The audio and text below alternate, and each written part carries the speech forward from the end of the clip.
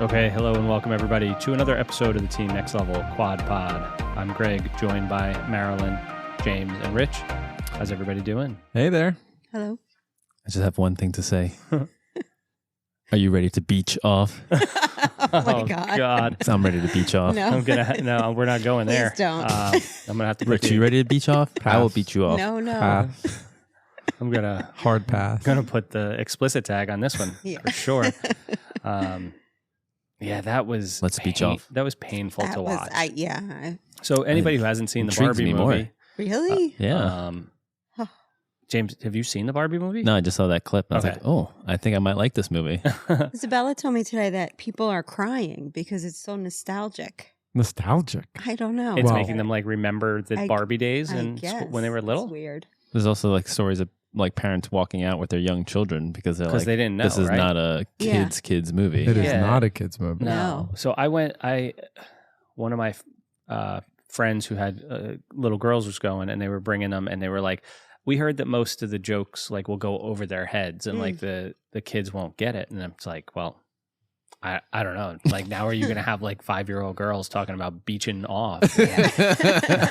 Like And that's what it was going to happen. That's Yeah. right. Everybody's talking about it. It's cool. Because it went over their heads, but they knew it was a fun scene in the movie. But Yeah. I don't know. I think we should do a quad pod outing to watch the I Barbie. don't really want to go see the Barbie. We're supposed It's to a dress up thing. too. I don't know. Supposed to dress up in pink. Greg's ready. No. Yeah. It's a Yeah, thing you to are. do Oppenheimer and then go see the Barbie movie. No, I think you're supposed to say you're going to go watch Oppenheimer, but you're then go actually see watching Barbie. the Barbie movie. Mhm. Oh, okay. Mhm. I think I'd much rather watch Oppenheimer. Yeah, me too. I hear good things about that too. Yeah. No, it's good. I'm sure. But it's apparently no Barbie movie, huh, James? James, were you big into Barbies when you were a kid, or like, I wouldn't say big. yeah? You were in You a would or would not? you weren't a Barbie girl? No, I was going to Yeah. ask Marilyn, but I felt like that'd be sexist of me to assume, to mean, ask the only define- woman I at the actually table. did like Barbies. Yeah. define big into Barbies. Do you, Did you have a sister? a Barbie and I a know. Ken? Do you have a sister? I do have a sister. Oh, okay. So, I mean, there's probably, There are probably Barbies at your house. some There were. weirdness that happened with you and Barbies as you were growing up. You it's did like read my something weird. mind. Coming of age story. Yeah, unlock some memories. Yeah. We haven't even really started drinking yet, so Yeah, it's coming up. this wonderful concoction. Yeah, James, Yeah. tell us about this. Mhm. What is? Does this have a name? I always forget what it's called. I always call it like Didn't we just talk about moxa or matcha. No, No, it's Moxie? neither of those things. No. no, Moxie's- kamacha, kombucha. Okay, just ex- No, just it's not kombucha. I don't keep think making it's up words. Anything you're saying. I think like mox. I think what I discovered on Reed's vacation is called like moxa or something. I think it's short for something, but Okay. it's just red wine and soda. Like usually it's red wine and Coke and ice. Uh huh. Super refreshing, Yeah, especially if very. you've been Is drinking good. like just like hard alcohol or cocktails all day. You want to mix it up. Yeah. This would be kind of my Here's what go-to. it's called. Calamacho. That's Marilyn, an I. can you give us a pronunciation? of that? Calimocho. Calimocho. Mocho. But, we did a little twist on it, made it a little fancier because we're fancy. So we have a Tempranillo, Spanish red wine, with Stewart's black cherry soda substituted for the Coke and some nice fancy maraschino. Are those black cherry maraschinos? Or what I is don't that? think so. I think It just says drunken tipsy cherries. Drunken Yeah. Tipsy Dark cherry. reserve they are good though. Yeah. Are good. Just saying. stardust cherries. So it's just a 1-to-1 wine to soda, Uh-huh. ice. I kind of want to try the Coke version of it because now, like in my head, I can Yeah. kind of taste. No problem. I think We got I a would lot like more this one episodes to better. I do. like the black cherry. And you know it's You've really had this good. before, Marilyn? No, Oh. but I think I If would you have like a it bottle this one. red like you didn't finish and it's Mhm. like, it's not Yeah. at its peak, Yeah. throw it with some ice and There's some Coke. soda in it. Yeah. Hmm. Gives it new life. Yeah, sure. Yeah. Cool. So other than the Barbie movie, everybody's doing good? Mm-hmm. Yeah, we just had our open house ride. Yeah, it was fun. Yeah, it was Right. fun. Had a couple people come out, not on the team, join us. What did we do, about 40 miles or so? 40 miles. Everyone came Mhm. back in one piece. Yeah. No flat tires, no lost It people. was fun. Can I just say the weather was amazing? Oh, Oh, Like, yeah. It was such I a think nice it was day. great. I think yesterday was the best summer day we've had. Yeah.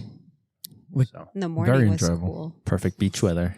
Stop. Oh my God. And the coffee after. It's not going to be a thing. I hate to tell Coffee you. was good. Yeah, Coffee was came good. back, had some snacks, some coffee and stuff. Not just any coffee. Mm-hmm. not Greg, just- Best Greg, coffee. yeah, brought out his espresso machine. Yep. Fancy. Was it a burr grinder? Yeah, it's a flat burr grinder. It weighed like delicious. 25 pounds. This thing, It's a heavy duty. solid. Yep. Yeah. Good We had a machine. whole table of just all the options you could dream of. Mm-hmm. We were well caffeinated afterwards. Yeah. I was jittery a little bit in the You afternoon. guys had 2. I only had 1. I think I had You guys 4. 2? Oh my God.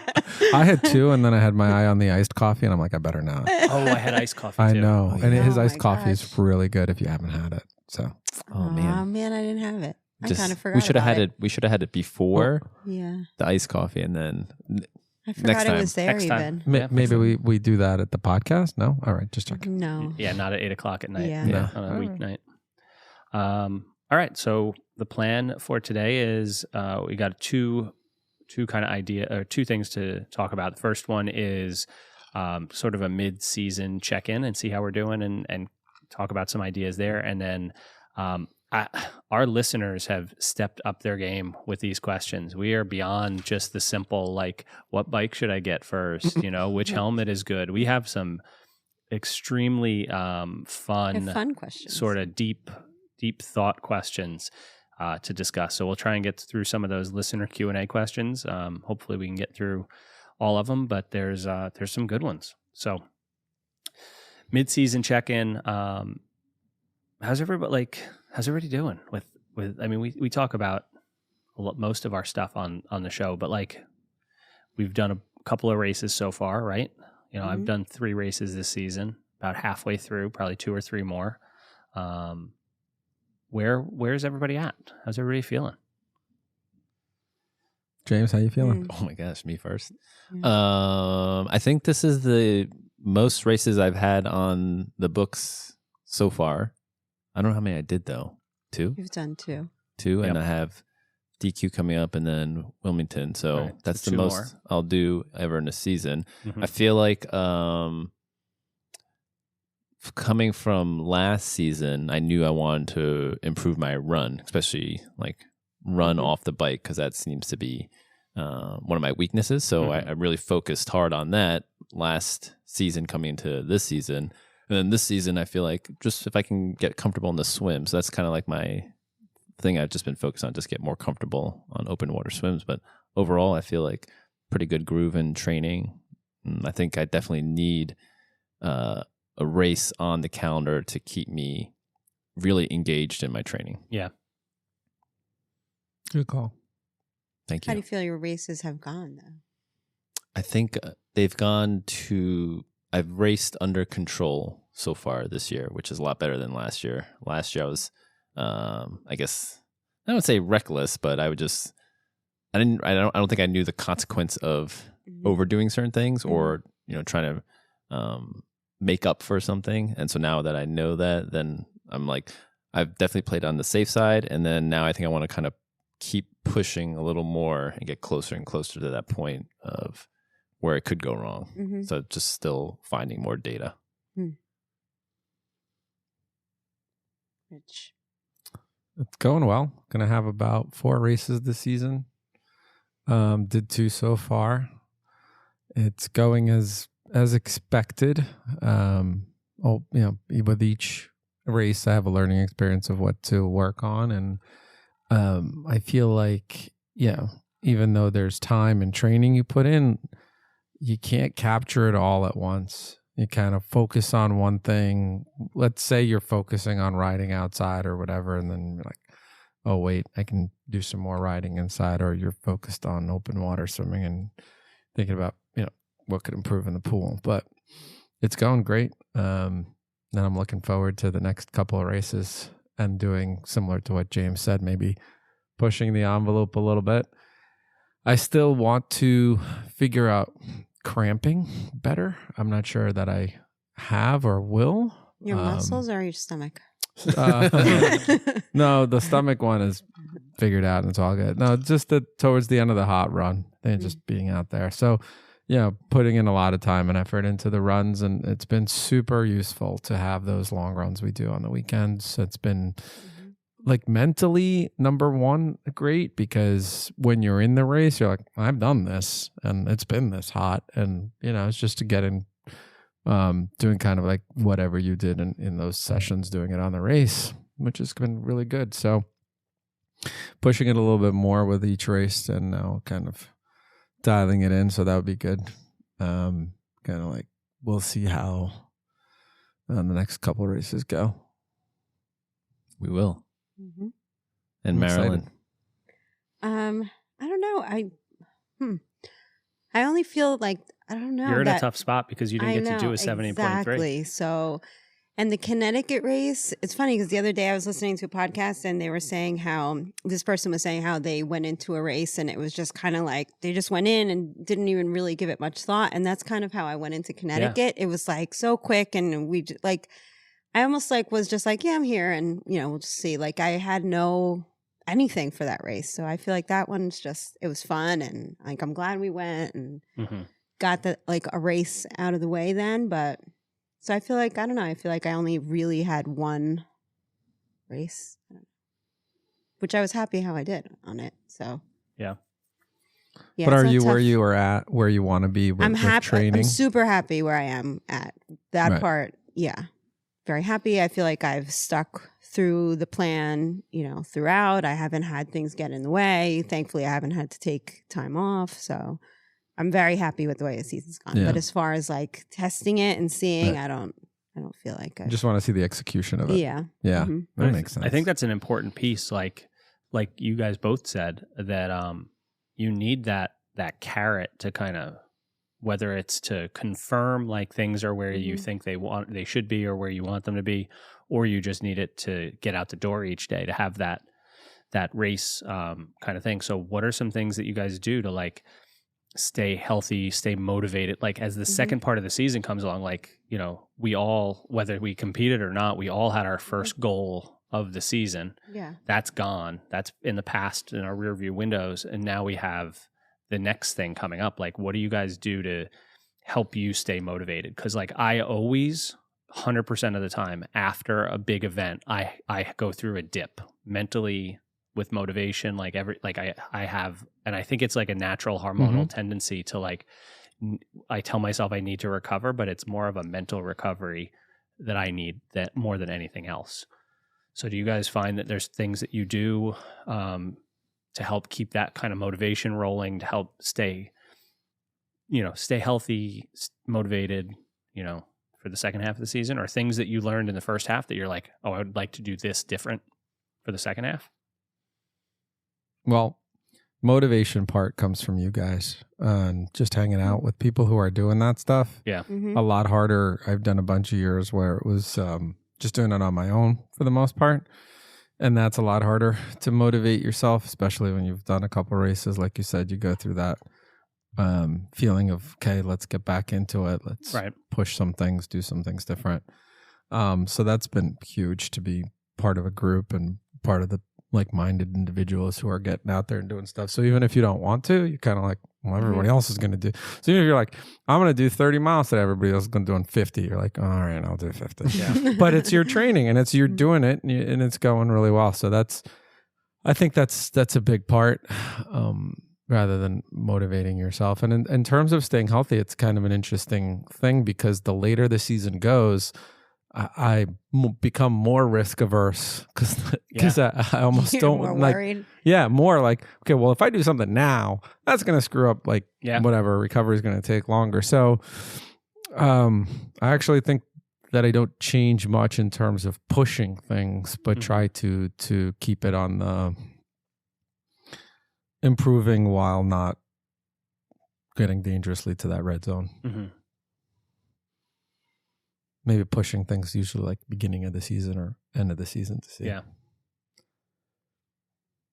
James, anything? You look like you're deep in thought. He's Yeah. reflective. Yeah, I didn't do a lot of vast research for No, today. that's okay. This is about more, you. Yeah, this is This more is- from the speak from the heart. Yeah. So typically, after a big event, I discontinue my coaching Yeah. And then I just do whatever I feel like, which is usually just very unstructured. Yeah. Or it would just be the general 3 workouts a week. But it would, leave me feeling empty. I understand what you're saying. Because like you build up to this whole thing, and then like you did it, and then it's like I don't know. It's like you have a hole now. It's like it's just like empty, right?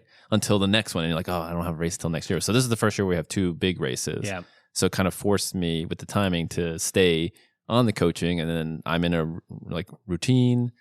I follow it. I don't question it. I just do it. Once in a while, life gets in the way, and I miss some workouts, and Greg will ask me what's going on, and then I just say what happened, and then just get right back into it. But I really do, to stay motivated.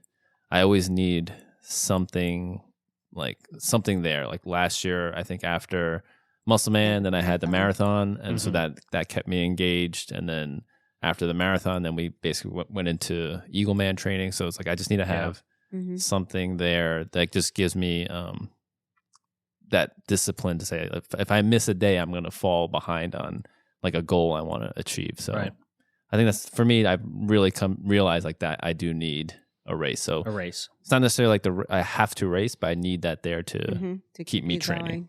going. Yeah. I don't know. I don't really need that. Yeah, I was going to say, I feel like you're a person who doesn't No. really need that. Yeah, and- because I enjoy it. So it's, and I don't know, maybe, I don't know. Yeah, I don't need a race. So how do you stay? I love to race and I Mhm. like to have them there, but I don't need it to stay. Yeah, it's so funny because you are like a fierce competitor, Mm-hmm.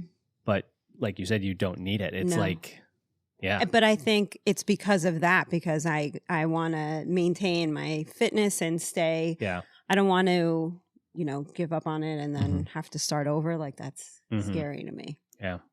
Even though I know like you have to slow down and Right. there's all that, but What scares you? losing it. What would happen if you lost it? Nothing, but nothing. I mean, I don't want to lose it. I worked hard for it. Mm. So So you have to maintain yeah. at all costs. Yeah. And But- I enjoy it. So So it's fun. right. It's not even, No, I mean, obviously, hassle. there's days where I'm like, I don't really want to do this, but yeah. Yeah, I want to see those, 110% of They FTP are. rides. Yeah. Being like, Yeah. this is so much fun. Those are not fun, but yeah.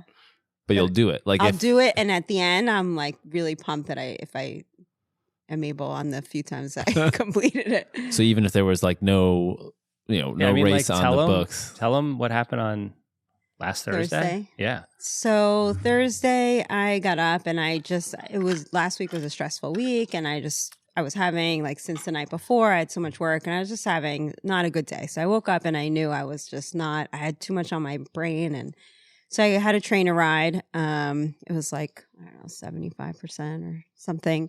It was, I think the same one James had. 100%. Was it? Yeah, it was a hard ride. Yeah, so I got on the trainer and right in the warm up, I was like, this feels like I'm trying to push 200 watts. And it wasn't anywhere near. But let me see what I could do. Sometimes, you warm up and you feel better. So I did the first set and I was like, I couldn't even keep my cadence up. It was so bad. So I think 30 minutes in, I just shut it down, quit. He texted, like you said, shortly after, hey, you okay? And I was like, yeah, it's not a good day. I think I'm going to take the day off. So I, went to work, went through the whole day, got home later in the day, and I was like, you know what? I think I'm going to give it another try. Whoa. And I got back on the trainer and I finished it. Oh, No wow. problem. That's mental fortitude. Yeah, Yeah. like that's nuts, right? I I wouldn't give it another try that day. Nope. No. So Well, that's very good. yeah, she built different. So what made you decide to do it again? Well, after going to work and, I got things off my plate and I just felt better mentally. I knew I could do the workout. Mhm. So I knew it wasn't, and I wasn't tired and I knew it wasn't my body and not doing it would have just mentally been more heavier on me. So I was like, I'll just try it. And if I can't do it again, I can't do it again. Let me ask a question along the same lines of this motivation and Mhm. training. I find that throughout the week, the workouts are the workouts, but because I've done the previous workouts, or you guys tell me that my legs are loaded, or I feel loaded. I feel like I'm. If I had done this workout in the beginning of the week, it would have felt easier. But now, like a little bit, and then I'm talking about weekend rides or weekend runs. But like comes like a Thursday, and it's like a hard bike, and you're like, your legs are heavy. Your legs, you have done the workouts before. Anything that you guys do to either put that out of your mind, or maybe you don't feel that way? Tell you what worked for me. I feel it. I went to the emergency room. I got an IV. Yeah. Oh my gosh. Totally didn't talk about that. That was the bike ride That Thursday. was that bike ride. Yeah. all right, that was tough. Oh my God. And when you texted, you're like, that bike ride was the best. I was like, shut up. That was I'm the best getting I off my felt bike. on a- You guys didn't have the same bike though, so yeah, probably not. No. Okay, so um, anything other than the hooking yourself Yeah. up to a vitamin I IV?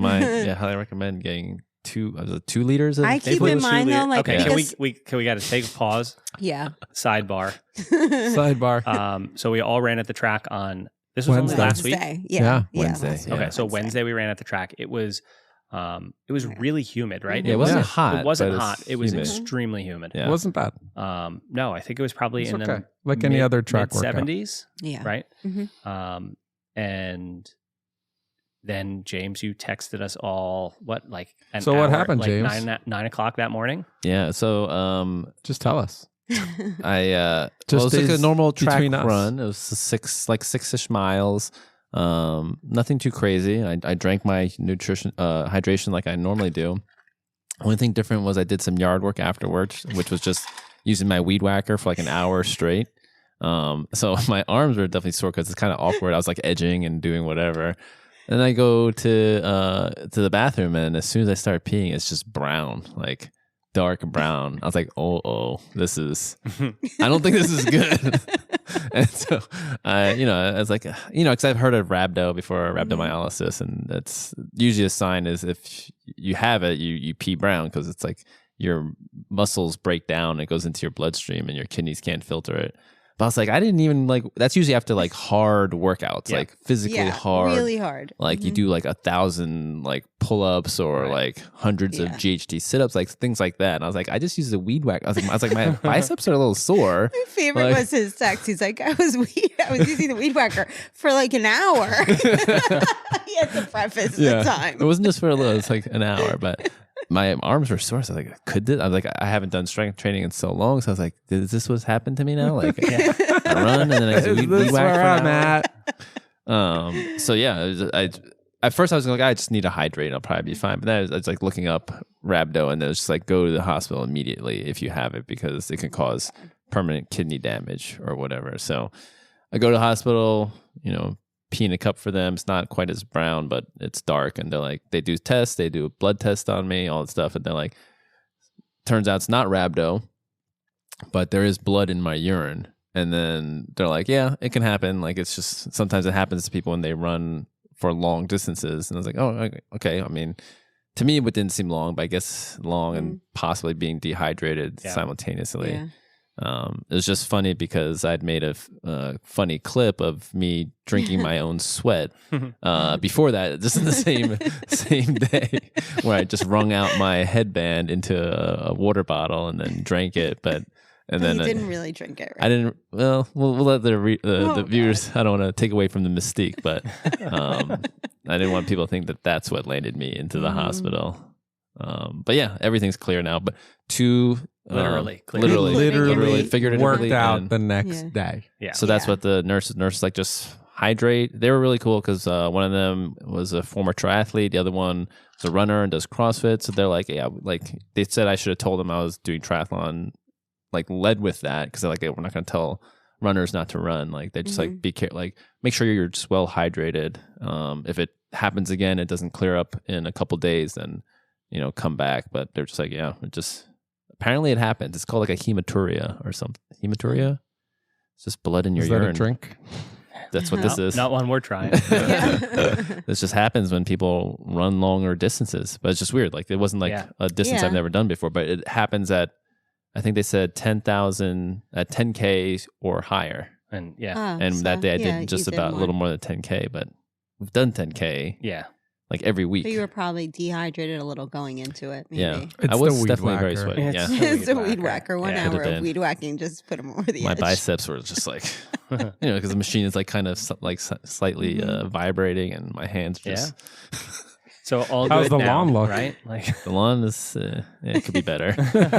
All that. Yeah, all that You for didn't even nothing. get your lawn. Mhm. But yeah, 2 liters of fluid pushed into me, and I think I read like 1 liter is like drinking 2.5 gallons of water. really. Yeah. I didn't want to say it, but like if you look at the video of you drinking your sweat and then the video you posted, you look puffy. Yeah, Oh, I could really? feel Yeah. my eyes and stuff were feeling swollen Yeah. as like they were. Pushing that fluid. I was like amazed it just pushes in like that, and they Yeah. like did one med, like, I'll give you another one, and then tell you like, and then I drank water all day just to be safe, and then when I got on the bike the next morning, I was just like, ooh, like, is this what it's like to be like Doping. actually hydrated? Actually hydrated is Yeah. probably more. Yeah. So I'm like, wow, like I need to do this, but there's no way you can drink that much liquid. No. 5 No. gallons, like you probably Your body won't even absorb it, I Yeah. think. No. No. Right. You were kind of like riding that point of like they packed you full of fluids and you were probably just pissing it out for Yeah. days until you got back to normal, Mhm. you know. But Oh, super by the effective. Saturday run, it was all gone. Yeah, it was gone. Yeah. I was Yeah. sweated all right back out. That was Yeah. that was 4 liters, almost 4 liters of sweat. Yeah, you did a little I sweat sweat. test on that Yeah. Saturday long run. Oh, you did? I weighed myself before and after because we want to Yeah. just make sure I'm replacing enough so it doesn't happen Mhm. again. And it's just about like 4 liters of sweat, and so In 2 liters an hours. hour. 2 liters an hour. That's Yeah. a lot of sweat. That's a lot to replace. He rang out his headband. Yeah. 5 times. Like at least 4 times on that run. Yeah. So yeah, that's Feeling good now, right? yeah. So if you can get if you have a small like. We changed insurance, but it's like $125 to go to the emergency room. I'm like, yeah, it was worth it. Like if I need like hydration, How much is it to get an IV and how much is it to go to the emergency room? Yeah. let's go figure out. Yeah. We used to have I think I used to have a $50 copay, but now it's $125. Yeah. So not worth it as much. Right, I recommend it though. um, So That's other than Rich's thing. Yeah. other than doing that, My thing. I think we you have have a to. question. You have to be aware that, okay, this feels this way because this is what I did yesterday. oh, yeah, yeah. Oh, That's where we're we back to the question. Yeah. Yeah. Yeah. I mean, so you're just saying just no and push through it. Okay. I think there's something to like how you lay out your Also, your yeah. stuff. Okay. Like think about which things are going to cause the most Hurt. fatigue and pain or whatever and be Okay. the hardest to get through, and like schedule those when you know you'll be fresh. Like I've kind of fallen into Mondays like either an off or a super easy day for me. Yeah. Fridays tend to be Thursdays tend to be kind of easier days. Mm. And So then you took the easier towards the end before the big weekend. right. And Okay. then, Okay. then I'll do the routine I've fallen into now is like Tuesday's a hard bike day. Wednesdays, I've been going to the track for a couple weeks and like, I'm going to keep that going until at least school starts. But like Hard track. even a hard bike doesn't really affect my running legs, Yeah. but then I definitely feel that hard run the next. On So the- I need Thursday Yeah. as Right. kind of a So chill. you're taking the easier. Right. And And you're then pushing Friday, that Saturday, allows Sunday. me to push a hard bike again on Friday. And then the Okay. long stuff on Saturday, Sunday, I'm okay with. All right. James?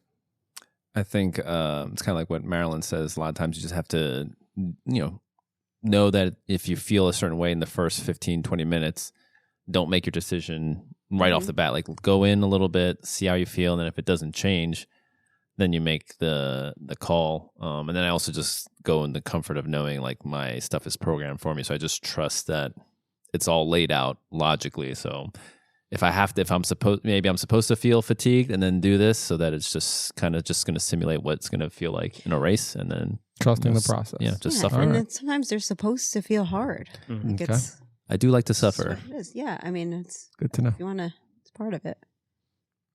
All right. So the only thing I'm going to add, because you guys brought up all good points about this kind of idea of how to stay healthy, I think it's more the motivated part. I feel like this year there's been a little bit of a shift. I think James hit it on the head, having 2 big races. One for us, at least in this climate, early in the season, like June 10th or 11th to me, that's early in the season to get ready for a 70.3. and then one all the way at the very end are two great kind of bookends you got to work through late winter, spring to get ready for that first one. And then you can't really rest too much because you got to start building up again for the second one. That's the first thing. The second thing that I really like is like, I feel like we've gotten to a point where we can just sign up for an Olympic and not even have to like worry about it. It's just, you can roll into, like, if you said we're going to do one this weekend, every one of us would be like, okay, no problem. Like, we can go to that. So having those little events that we can work on or like use as motivating factors is nice. Like, from June to October is a long time, but like Marilyn and I stuck that race in, at the end of June. We've got, and beginning of September, like those little things that really aren't that big of a deal that you might go into, like you said, with Connecticut. Like, you just went into it like, all right, it's a race. It's early Saturday morning. We're going to go race and not.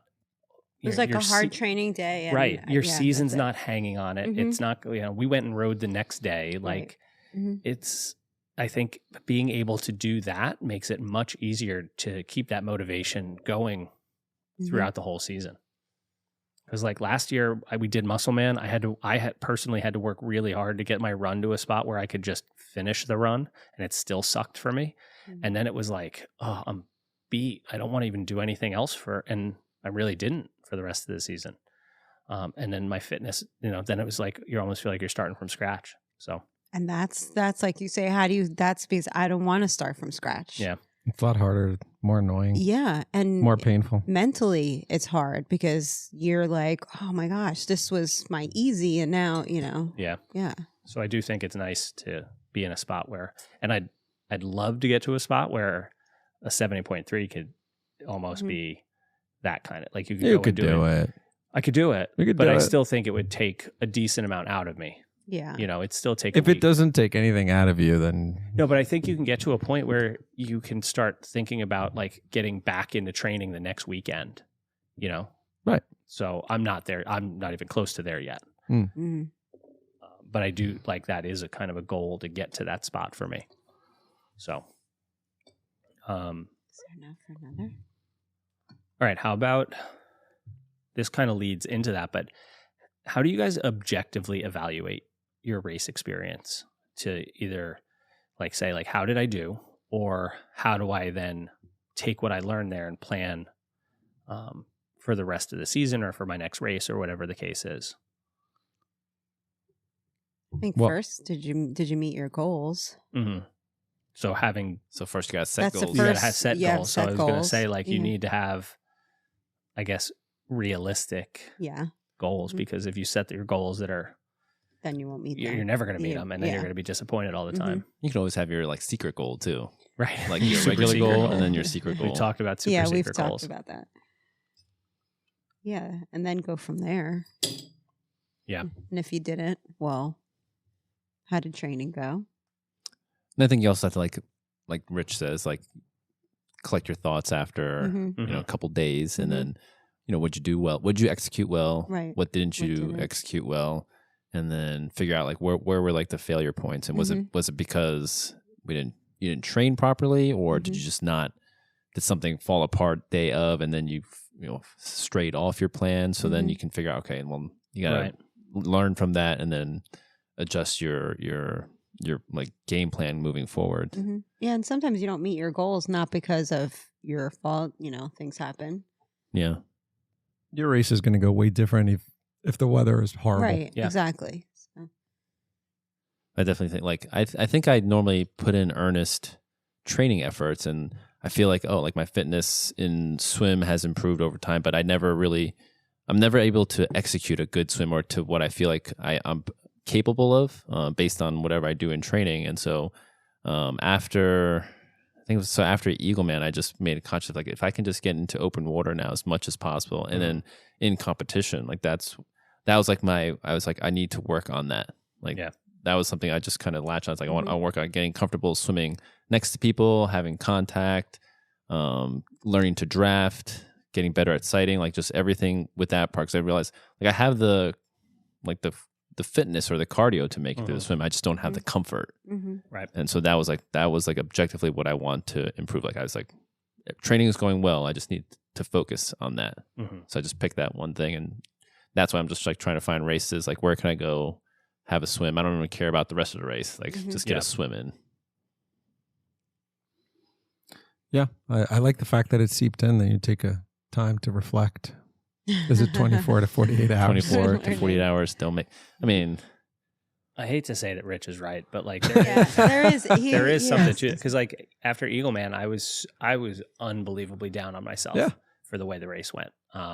Or like James will just go sign up for 3 Ironman the next weekend. Right, we have very different ways we handle it, but like I was pissed off at myself, and then a day or two later, I like started doing what you guys are saying, and like objectively looked at what I did and realized like, okay, it wasn't a bad performance. It like one thing went bad, everything else you did, and like, you know, it was much better than I let myself feel within the first, 3-4 hours after the race. So how'd you get to that point that you were able to objectively look? I think it's just the natural way. Like I said, I hate to say it, but Rich is right. Like you need to. You finish a race and you're not in your right mind or body. Like you shouldn't be. It should be a physical. I think you're screwed. Yeah, like it should be a physical challenge. What that endorphin rush for, however many hours that you've been kind of amped up for the physical exertion and stuff, you're just not thinking right. So, I was fixated on the last, 3 miles of the race and not the first, 5 hours, 67 of them, Yeah. So, yeah. So once I kind of came down from that race, I don't want to call it a race high because I wasn't really a high, but like that race brain, I was able to look at it clearly. Yeah. I think it's important to do that. And also I think it's important to give yourself time to hang out.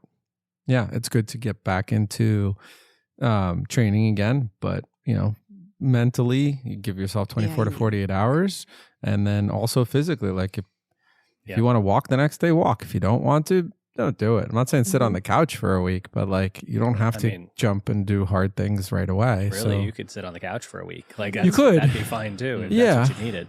You could. But yeah, like if you feel a few days of just like let yourself celebrate whatever it was, and then like Greg was saying, you're mentally like hormonally balanced and everything like that, and you can take a look at what went right, what went wrong. I also like to ask the question, so this is a B race, what would I have been happy if this was an A race, and what's the delta between the two? So if the delta is I need to have a better swim, how do I get there? If it's I need to do this on the run, what are the things that I need to change in my training? And that's kind of very clear usually. We've talked about picking off low hanging fruit. If something's super easy, like an adjustment you can make to your saddle height or something, do that. And so then look at the easy ones you can just get a quick win out of, and then work towards, if that was an A race, what did you need to fix to get to that point? Is the goal that then eventually like everything feels like an A race? Well, it can't be. It can't be, because what I'm saying is that whatever that race was B. So your goal for your A race is going to be a little different. Whether you're looking at that delta, right? Yeah. So do you want that delta as small as possible, or it just doesn't matter? If it happens to be small, then great. If not, then what? I think some things are going to be small. Those are the low hanging fruit, and certain things are going to be big, and those are the ones that you can decide if you want to make that a goal for your A race or not. Certain things, just may take longer to get to. Like if you want to be a minute 30, 100, and you're not even close, it's going to take you time to get there, right? But if you're like, for example, right, I just need to get comfortable with having people around me, that's a low hanging fruit. That's easier to get to pick up than shaving, 45 seconds or whatever it is. Yeah. Agree. Hate to say it, don't you? We love it. Greg, I love that you brought up though that like you basically were down on yourself for letting 3 miles of the race. How that section went. That's like less than 5% of the entire race. Like you basically 95% of the race you executed well. Killed it. Yeah. And then something happened in the last 5, but we get stuck on that. We fixate Negativity And bias. something that really wasn't your lack of training or anything. You were injured. Well, you forgot socks. It came out you forgot socks. Wasn't that his IT band? It was my IT His band. That IT had nothing to band. do with like the socks. that has nothing to do with your But training or You don't being think ready. though, like getting the blisters, then No. changed your gait, I and don't then think- like I mean, there's Could be anything, I but guess, but who knows? bottom But line is even it's that, negativity too, bias. That's just Yeah, you're right. It's negativity bias. That's Mm-hmm. a We give a lot more weight to loss and negativity than we do to the things that went right. So was it just time that had you shift from basically being like overly, I don't know, let's say emotional about it to becoming objective? Was it just time or was it something else? Was it experience? You've done this for a while. What snapped you back into? I think it's a combination of things. I think experience is part of it, right? I think having a group helped. I think if I had like driven home by myself for 4 hours, like with that the next morning, like woken up and been by myself and had to do it, like I don't think I would have gotten to the same spot. I don't know if I would have gotten to the same spot or would have gotten there as quickly. I don't know. So did you and Rich talk about it on the way home? Yeah, right. I don't think we talked about that specifically, but we just rehashed the whole race and like all the stuff. And like we just talked about the experience. And as you talk about all those things, you don't focus on just that like you said, the last 5%. You focus and on hearing it all. other people's experience sometimes Right. makes you realize like, mine wasn't so bad. It's almost like a group therapy Yeah. session. Just talk it out. Mm-hmm. Talk it out and then got better. So, that's Rich was your therapist. Rich was my therapist. That's fine. I've been his therapist before, so it all evens out. Evens out at the end. Yep. Yeah. So yeah, I think that's a solid tip. Yeah, I think so too.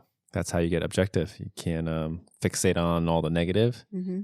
Let time pass by. If you don't have if you have a group to talk to, talk it out. If you can, I guess write it down. Rich, I feel like you would be like a journaler. Write it down when you were a loner. I didn't. No. What did you do? When he was a loner?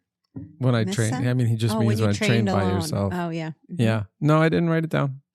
Just all in your head? Yeah, I think the key, we all mentioned it, is your own knowledge of it, your own awareness of it gets you. That's a big thing. Gets you through it. It's not a magic dust or a magic pill, but you're like aware. Okay, that wasn't so bad or whatever. And you just look at the things that went right. Marilyn, we didn't really kind of let you off easy since you didn't have a big race, but even with Connecticut, She's had others. Did you? Yeah, I've had others that didn't go well.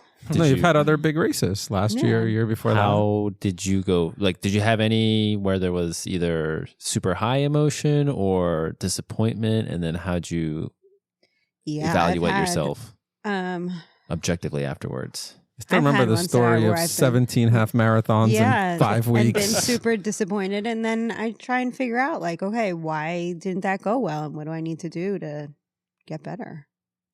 The year that you did like 17 half marathons, were you first just signing up? Like, devastated every time I did terribly in a race. Did you just sign up again and just brute force, or did you reflect and say, all right, this time I'm going to do this? I thought about it and trying to learn more as much as I could to figure out what I had to change. Because obviously, especially then, like I realized, okay, I'm doing something wrong because I'm not getting better, I'm getting worse. So that's actually when I started making changes in how I train. Eventually, once you're banging your head into the wall over and over again, you said, I should probably stop banging my head into the wall. Something's not right. Yeah. Either blast through the wall or go through the opening that's like right next to it or something. And that's when I started doing research and like, all right, you're training too hard, too much all the time. So, yeah. Make changes if it's not working. So research helps you get The objective. definition of insanity, doing the same thing over and and over again right? and expecting and different a results. different, yeah. Yep. So learn from your mistakes and whatever's not working. Yeah, I think the better, and this is really, really difficult. If you can remove the personal aspect from your evaluation, like when you're evaluating yourself, if you can look at it from Like an outsider's view, I think you'd be much better at, objectively evaluating what you just did. Mm-hmm. But there's that personal aspect when you're doing it for yourself that's really hard. I don't know if it's impossible to remove yourself from the equation. I'm sure somebody who's has more mental fortitude than I do, it can do it. But that's why I think one of the nice things about having a coach or somebody to, somebody you can confide in to help you do that is valuable. Yeah, because we're definitely our toughest critics. Yeah. Right. Mm-hmm. But yeah, I mean, you always give me to a point like where it could be harmful or Right. detrimental to what you're doing. Like, Right. I would be interested to know how many like eating disorders and things like that come from that kind of thing. Like you're just too hard on yourself and you're holding yourself to an expectation that's impossible to keep up with. And it leads to overtraining or an eating disorder or something like that. That's just going to put you in a bad spot. Yeah, 100%.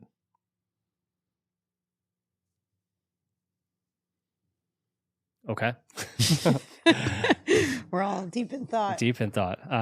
We got so serious. Really serious. So let's move on to part 2 of the show, where we dive into some of our listener questions and see if we can come up with some answers. Like I said, our listeners have been hitting home runs here and are just coming up with some really creative things. So I don't want to get into politics of this too much, but I think when we were at Eagleman, that's kind of where I see this question coming from. When we were at Eagleman, did they mention that there was a non-binary category? Really? It's such a there's thing been- that's not even on my radar. I don't even pay attention. I remember hearing about it at a race, whether it was Eagleman or Connecticut. Mm-hmm. I don't remember it at Eagleman. So maybe it was But I Connecticut. could be not They paying made attention. That they had that category. I don't want to get into that, but this question kind of goes towards an interesting kind of parallel to that. How do you think triathlon culture and participation would change if there were no categories for age groups? Not even male, female? Yeah, that's. I wanted to well, understand the let's- question. So it's let's- like no okay. categories in terms of prize, in terms of how you place. So you only have one winner. Is that Mhm. what you mean? Yeah. Yeah. And everyone competed in the same overall ranking. So when you finish, there's the overall ranking. Right. So that's it. That's the ranking. That's it. And you just get 1, 2, 3, 1, 2, 3. and roll down for whatever spots. How do you think triathlon culture and participation would change? There would be less participation. The reason that there's more participation is because people are getting their age group wins and they're getting I agree. to be able to compare themselves to others in their divisions and things like that. Just like what would happen to the Tour de France if there was only an overall, yellow jersey and there's no That's a good climber, analogy. there's I no like that. there's no sprinter, there's no best young rider. I mean, how many categories does it have? A lot. So you got all those. You got individual stage winners. Right. You got the team competition, right? Team, stage, right? Sure. But like King That- of the mountain. Right. that goes It's my away. favorite. You get less participation because like now if you're going for example, you're not going to do overall winner, but you're an awesome climber, right? But there's no more climber category, so why even bother? But okay, so just to play devil's advocate, Yeah. With that, you're saying you've got different styles of riders. You've got people who are focused on one type of thing over the other. This isn't really talking about that. We're all competing in the same event. All we're doing is breaking down the results sheet. But you are competing in different events because women competing in a men's race, I guarantee you, as unpopular as this opinion is, you'd get a lot less female participation. Possibly. I don't know that I would stop competing, but it wouldn't be as fun because then, Right. It's fun to win. Yeah. Even if, Or see how close you can come to it. Or at the very but least. you want to see it in your own, whatever that group is, whether it's 20 to 30, 30 to 40, or it breaks it down 20 to 25, 26 and to 30, whatever, right? Like it the reason they do that is to get more people to participate, and that's why they have more categories. Right. I mean, that was the whole auspices of the Beefcake Club. Yeah, I was thinking about that. Clydesdale and Athena. What percentage of the people who participate, let's say in an Ironman event, what percentage of those people do you think are hoping to podium? Yeah, I don't know if it's that many.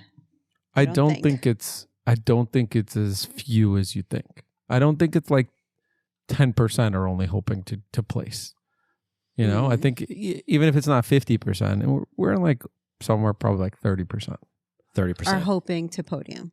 In their age group, you're saying? In their to do well in their age group. So then that 30% would be the ones that maybe would not participate anymore. No. What I'm saying is then you might drop 10, 15%. Maybe half of those 30%. I don't know. So then It's a tough overall, if you lost half of the 30, you lost 15% of your total field. Yeah. Because I didn't say the number. I'm just saying it would go down. Right. Because I don't think it would go up. I don't think you'd see a rise. I don't think there's people who aren't competing in triathlon because they're like, oh, it's too watered down. Like somebody who is competing for a podium spot. I don't think they're doing it. They're obviously like to be fit and like to be active. So I don't think just because they can't podium, they're going to stop doing it. Yeah, but also a lot of people that I have come across, even if they know they're not podiuming, they're hoping to get like to nationals because of roll downs or doing well in a certain race. They want those spots. So let's play that game. If you've got a world championship or a nationals, what's like, because we're seeing this now in with Kona being right. Roll downs are going to the really point deep. Where if you'd like to go to Kona, you can go to Kona. Yeah. I think the reason for that is what? What do you think is the business decision that was made to do that? Well, to get people to Kona. They wanted to get more people to Kona. There you go. But it's not working. People are not. You're going to have a women's field at Kona that might be the smallest women's field they've ever had at Kona. Yeah, their objective is to get more people to get to go. But they're not. They're not going. I get it. I'm just saying the objective is this is how we do it. We create a bigger roll down so we get more people. But it's not a bigger roll down. Bigger. Outside of the women have had I forget what it's Women for Tri, right? They've had that for a couple of years. They give a couple to try and even out the fields, right? That's not what I'm talking about. Like that idea, sure, give more spots available, more people can take them. This is if there's 2 spots in an age group and they're rolling down to the 58th person in the age group, it doesn't give you a better field at your world championship. It fills the field with people who aren't anywhere near the caliber of something to be called a world championship. And what are they like? That's not growing anything. No, it's a fair question, but it's not the answer to the one. No, it's not. Of culture and but what I'm saying is like change, and I'm saying but I also think that what we have now, we used to have mass starts, and now the competition is more about your individual time, which I think is also nicer. Because of even how in we the age of mass water. starts, right? Like, I'll be honest. Like Wyckoff last year was the only time I ever had any clue where I was in my age group, right? And that's a relatively small race. I don't know how many people you think were at Wyckoff last year. I don't know, 300. 300, sure. They had all the people. You were racked by age group, so like I knew. Coming into the swim, like it was a mass start, right? So you wouldn't have that with a time trial start, but like coming in, I could see like, okay, I was one of the first bikes out of the water, and I was one of the first bikes back into T2. So that was the only time I've ever been aware of where I am in my age group, and I've done other mass start races, no clue, I've done other races where like you have your age written on your calf and you can see like somebody pass me and you're like, oh, they're in my age group or they're, but like, I don't know. You now came out and you saw bikes. Did it motivate you to continue to do? No.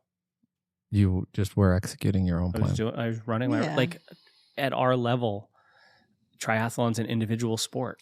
Like there's no tactics in our So you're version saying of a race. 99.9% of people doing tri are doing it to complete? No, I think they're doing it to compete against themselves. Yeah.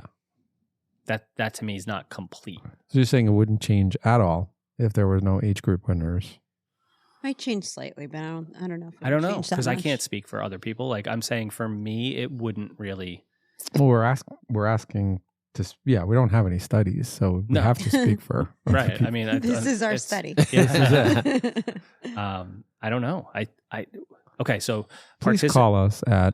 Here's So go. Would any of you guys stop doing it? No, because for me, it's always been about completing. And I think it's that you wouldn't stop doing it. I wouldn't stop doing it. I podiumed early on when it wasn't like as popular, I guess, or still was kind of like people are getting into it. But now the age group categories are just so intense where I am that like podium is like everybody's got to do like a, Peloton's got to crash and then I'll be the last rider, like kind of thing, like it. Would you stop, James? I don't think I would stop. And I think it's so. I'm still very new to this. I don't expect to ever podium, and I don't have that. I'm not at that skill level or fitness. But I will say, like this year, though, I start to kind of look like, what percentage am I in now? Like, I think I used to always want to be. I want to at least be better than half, and then as of recent, I'm like, can I make it beyond half? But I don't really have any expectation that I'll ever podium. So that's just me because I know where I'm at, and it's just tough. Like it's like so distant to me that it doesn't come into my equation. So I would just do this regardless because, like Greg said, I do it to compete against myself. Like I know I can get better. I know there's still a lot of room for improvement. If I got a taste of the podium, then maybe I'd obsess even more. But then if so I guess if I was podiuming in my age group all the time and then all of a sudden they took it away, I'd probably be upset. But I think you get so like engulfed into the sport, like then what am I going to do instead? Right. Yeah, I would drink wine and soda. I would still do it. I don't know. I don't think that I would not do it just because. Okay, I hate to play devil's advocate, but I love to play devil's advocate. So let's call Henry up. I guarantee you the answer would be different. You think so? I guarantee you. No way, because he's not going to stop running and doing all the things he enjoys doing just because he can't podium. I don't want to speak for Henry because it's not fair. But you are. But I think, but I'm saying I bet the answer is going to be different.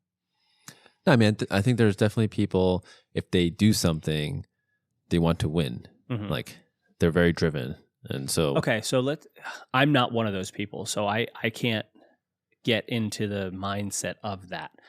But do those people, right, people who are truly wired like that, do they see an age group win as a win if they come in, I don't know, 85th overall? Yes. Yes? Absolutely. Okay. A win is a win. Okay. I don't know. Like that's. I understand. You know, I'm just saying. You see where I'm coming from, right? I completely get it. Like a true, like if they got rid of all the categories and winner is number one, period. That's it. Then right. I just want to know, like this 45-year-old who's like podiuming. I don't understand your question. No. Okay. So I don't want to pick on you.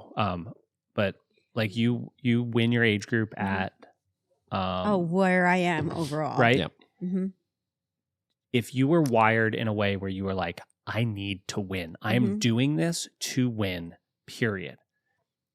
You win your age group and you're whatever it is overall. But there's no age group category. But there's no age group categories. Do you see that as a true win if you're wired that? Like, listen, I think it should be celebrated. I think I do think you're the best of the group that you're competing against officially. That's like saying that if you won Placid, is that really a win because it's not world championships? I think it's different. No, it's different. I think it's a way to like normalize yourself against a group. Yeah. Right? 'Cause Okay, you so can't are compare- you a And champion listen, at the I'm not- Placid if you're right. not competing against the rest of the world? Yeah, but you're not saying you're world champion. Right. But did you win if you didn't compete against the rest of the world? Yes, you won that race. So that's the feeling. Yes, you won your age group. But we're not In that wired race. in that way, Rich. Well, you and me are not I win get at it. all costs. What I'm I'm- asking for is the mind, like the person who is. Yes, I don't know that they'd feel the same way. that they would quit. Because I don't know that they'd quit, but I don't think they would quit, but they I don't wouldn't feel think that way. winning their There's no age group recognition. would make them feel like, yes, I won. I think they'd say, I won my age group. It's but just four like other winning people- Placid. To them, that's their own Placid. I think so. Someone who's like really, really needs to win, right? Mm-hmm. I think they also still have the self awareness. Like if they're 55 years old, Mhm. they're not going to take down Correct. some 25, 30-year-old stud. Mhm. The chance of that, There's no 55-year-old slim. studs. but I mean, there just were at that thing in Connecticut, right? What was the second place guy? I don't need. Oh, 62 the first or place something. was like 60 Oh, something, right. wasn't yeah. First place. So, outlier. But I'm still. Did he scared. I'm cut gonna the see- course? I want Did to he do see. one loop? Yeah, you said I there was want to like. see next year. They're supposed to have timing mats. I want to see. I want to see all the splits. yeah. And see if they're as fast. Yeah, Because exactly. I don't know. He did the one questionable. lap of the Yeah. swim, A lot one of- lap of there the were bike, and a one lot lap of the run. questionable things. The thought Cross has, the finish I'm line. not gonna lie. Thought has crossed my mind Yeah. sometimes Yeah. in race. I'm like, is there a time at that point? Like, how do they know? How does anyone know if someone did 2 laps of the Yeah. swim? I mean, hmm. I don't even remember what I was saying. But yeah, no. So I think it's a way. Like, yes, they could be very competitive and want to win. At Mhm. the same time, they know they can't go up against Right. like a totally different category. It's the same as like the average man is typically stronger than the average woman. Mhm. So it's not fair for like a Right. woman to try to compete against the men in certain, like if it's like the average man versus Yeah. the average female. So like you have to normalize. Yeah. So Yeah, I'm not saying we should get away with from age groups or anything like that, or any It's just a any question. kind of categories, Yeah. right? I'm just wondering, Who like, said we never argue? I mean, I think I agree with Rich to some extent. I think participation would drop. I don't know how much. I don't know if it.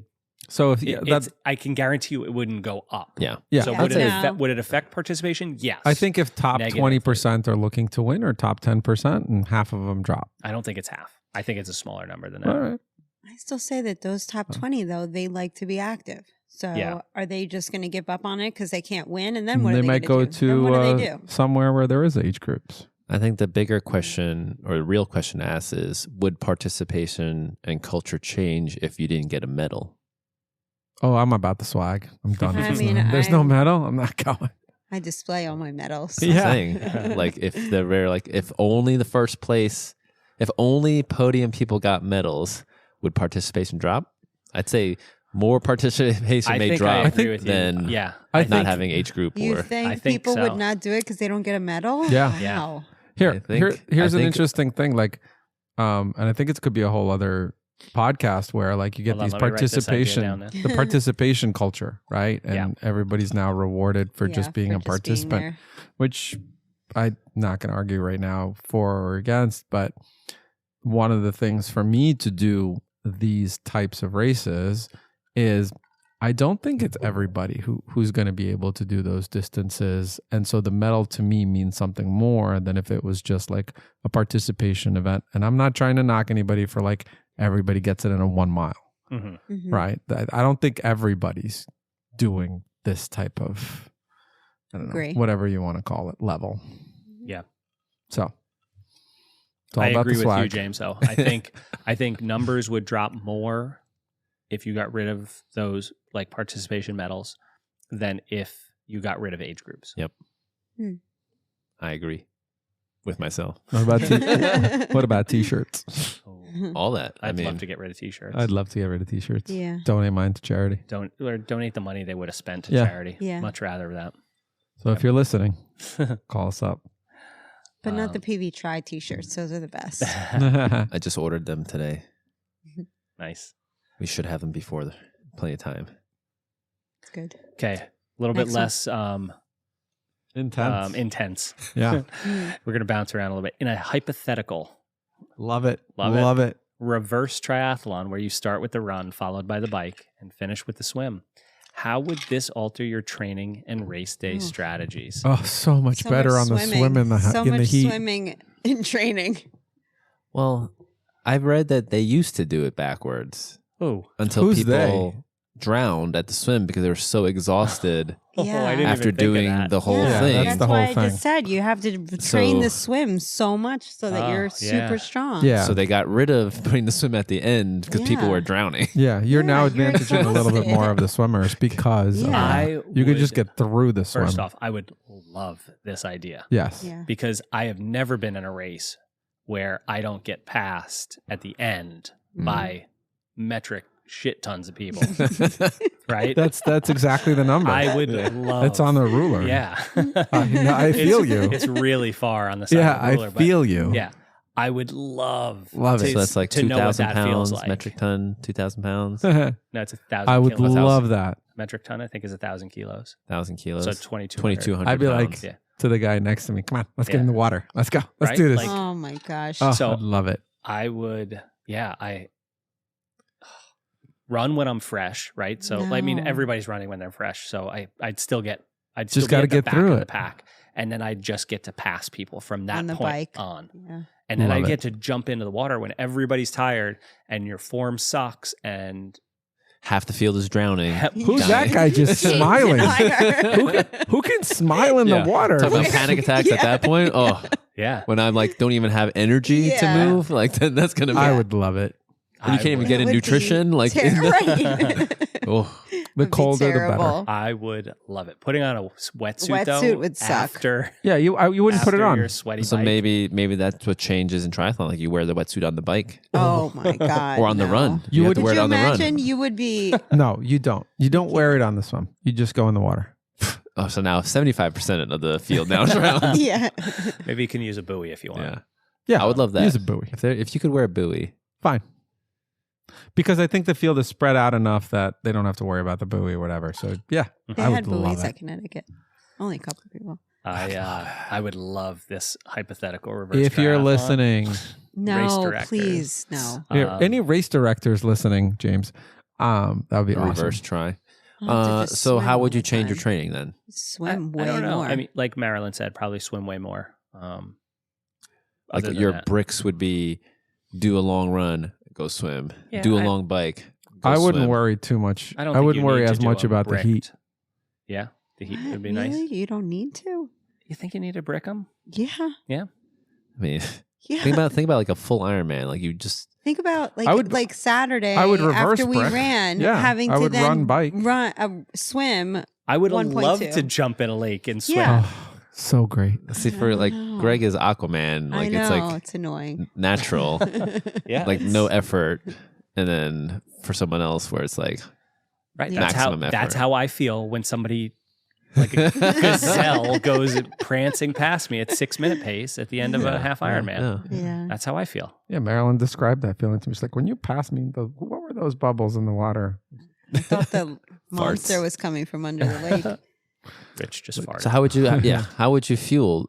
You have to really take in a Right lot before you get in the at the end of water. the bike. I guess. What are we But talking? the What distance distances are we Oh my don't gosh, change. yeah. Say a The 1.2, distance is the like same. half or a full Ironman. I mean, a 1.2. You don't have to. I don't think so. I think you. You're at the end of it, yeah. Yeah, you pop a gel at the end, right before you dive in, and you're fine for Yeah. 40 minutes. Even Yeah. hydration wise, like you just sweat through this. If you haven't depleted everything on the run, and the bike. Doesn't your skin absorb some of the water? No. I don't- That's not a thing. No, that is not. I a hope thing. not enough to help. That is not a thing. They had a whole study in town. Not kidding you, right? Where they're like, the water in my town is not that great. And they're like, you're exposing yourself to so much bad water if you don't have filters in the house because you're showering and your pores are open and you're absorbing all of this Was this from bad water. like a reverse osmosis water selling like? No, It's it's, like a it's water a town softener study. It was the It Culligan man. Culligan was came a by, town said, study. I'm telling you. funded That's what it by. was there.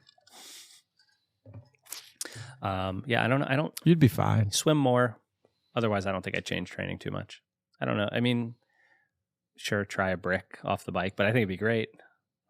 Dive in, cool off. Do you I think would- it's easier to go from a run to a bike than it is going from a bike to a run? Oh, yeah. Run to a bike. That's the brick that I would train. That, I would you're train right. the That would be an run interesting bike one. brick. Because you have to your kind of your position. And Imagine your running a quads marathon And then Yeah, getting and on then the getting bike. on and a then bike. get on a bike. for 160 for I 120. do. No. So okay. I think. Yeah, I think the margin for error is much, much less doing it in reverse. I think that because you are fresh, the odds of you overrunning are through the roof. Plus, imagine swimming after all of that. You're way more like when you're running towards the end of a 140, right? Mm-hmm. You can crawl and walk and Right, stop. so- You're not doing that in the water. Yeah, what are you doing in the water? You Float gotta on just your float back. on your back. do the kick while floating on your back, holding the buoy. So there's something I've heard, and this is to me really interesting. It's called the drag tax. And in swimming and biking, the drag tax is very, very high, which means that what you have to pay in power or effort, however you want to think about it, to go a little bit faster in the pool, in swimming and in the bike is so much higher than the run, because the run has so much less aerodynamic drag, right? Because you're moving so much slower. The swim, you're obviously moving the slowest, but the water's so much thicker. So you have this drag tax. What that means is if you overrun, now you're going to get penalized for not having as much energy on the two sports that you need the most energy to go fast in. So I think I wouldn't be surprised if you could not touch the records, like whatever the Kona record. Let's say the Kona record, they just set it last year. Anybody remember what? They went 740, 730 something. I don't know. Let's make it. Yeah. Somebody, it doesn't matter. Let's say they went 745. I don't think there's a chance in hell somebody could do 745 in reverse. I don't think so either. And there's no way. Even they can though make up I'd for it. rather complete a race that way. I don't think you could go. I think it was 737 Sounds like a good test we should do. Like do a sprint, and have. or is a sprint too short to No, I don't think so. do what God, that sounds terrible. forward and reverse? I don't know how much time we need in between. 740. 740. Okay. I don't think somebody could do 740 in reverse at Kona on that same day. And the longer the race, the harder it is, I think. 826 for women. Mm-hmm. Yeah, I'd be. It's a fun thought experiment. Maybe we start with just the run and the bike What if it was run, and do 2 workouts. swim, bike? Well, that's not the Training question. camp. That'd be fun. Still be fun. It'd be fun to set up something like that. Like you have literally do it in reverse, right? So the person doing the reverse Run triathlon backwards. starts at the finish line Mm. and goes backwards to the start line, and the person going forward starts at the start line and goes to the finish line, and see who gets Who there finishes first? That'd be fun. It'd take 2 equal But people. they have to be equal. Yeah, they have Yeah, to be equal. They have to be equal, which again would be hard. But Almost impossible. yeah, Mm-hmm. it's a fun idea. All right. Well, that was a good conversation. You might be able to. I mean, if you take their paces that they're able to hold, and then it's got to be a way to kind of normalize that too. I mean, you can normalize, but you just got to find someone who runs at a pace, whatever, for half. You got to find someone whose wattage or FTP is this, and swim Oh. pace is the same. If anyone's done it, comment in the notes. Yeah, Let us Yeah. know I'm how it interested went. to know. How I that goes. think it'd be much harder, but I would much rather Yeah. do it that way. But I'm Oh, probably thank in the minority. I think so. I agree. Mm-hmm. Okay, next one, Number 6. number 5. Oh, 5. Mm-hmm. In an extreme try designed to test mental fortitude, what challenges outside the physical disciplines would you include to push athletes to their limits? Okay, so let's start with this realistically, James, Yeah. before we go into the Superman. insanity. How about no on-course aid? Could you bring your own? Nothing of it. What So you need, carry a pack. you have to carry everything. That's I'm not a gonna mental say- challenge, yeah, is it? I'm gonna say for a mental, you're the wheels and tires are off your bike, so you gotta What? Put it on. so you gotta put The bike won't work if you don't. you gotta do it. wait. So why don't you just take the whole bike apart? You gotta assemble No, your you entire gotta bike, say- not just the wheels. It's asking for mental. It's a mental challenge. So assemble your bike. Yeah. All right. The Sew wheels together aren't your pump- wetsuit wheels. and You put asked the together your question. goggles. Absolutely. I'm interested. Yeah, I'm taking Okay. it further. Yeah. Put together your goggles. The straps aren't in. And then, Now sew you're taking together it your to- wetsuit. Now he's Your sneakers are Put the unlaced. laces on Yeah, your laces are, sneakers. and you got to do it, Mhm. heat and whatever, exhaustion. What is your answer? I think it's like, mentally "Screw you, challenging. Rich." Right. I think it's mentally challenging enough. I don't need any more. I think I know the perfect What's to yours? test. You're Oh, gonna have- oh, this is good. to what is it? test mental fortitude, right? Yes. You don't get to know what the distance is. Oh, good one. You just Mhm. go, and then you don't know. Like to Yeah. swim, who knows? Good answer. Ooh, And So especially you go to a try and then like, how far is this? You're like, I don't know. you don't know. like when am I going to be home? It's a mystery. It could be a sprint. It could be. Isn't there I a could race see like that that? conversation with my wife. I Like, do- Greg, what time you going to You be know home what? today? I don't know, hon. Like, No, there is a Call the race race like director. that. There's a race where they kind of give you like the ideas that they might come up with. Jackie was talking about it, and then like the adventure races or something. and then Yeah. that you just come out and then this is what you're doing that day. But I think like even on like the run, like like if you have your watch, you're like, oh, you're almost up on 13. Well, like you're kind of Mhm. metering your Sure. effort. But if you didn't know it was going to be 10 or 13 or 15, 18, like yeah. you don't even like, I like you have it. to just like Good. stay Mhm. in the That's a good moment one. the entire sounds- time. Awful, Horrible. horrible. Like, So- I'd be worst nightmare. walking. I'd be like, all right, I could see the finish line now. I'll start running. Yeah. That's the thing. I think, but the worst thing would be like you think you're at the finish line and like no, No, like sorry. Yeah. they set up the chute and everything, and you're like you think you're there, and like no, that's the first shoot. Like Yeah. you got to make it to the next one. You know That what? happened to me at Philly half marathon, and it was like crushing What because my happened? watch said 13 miles, but I couldn't even see the finish line. That's a terrible So feeling. It was terrible. yeah.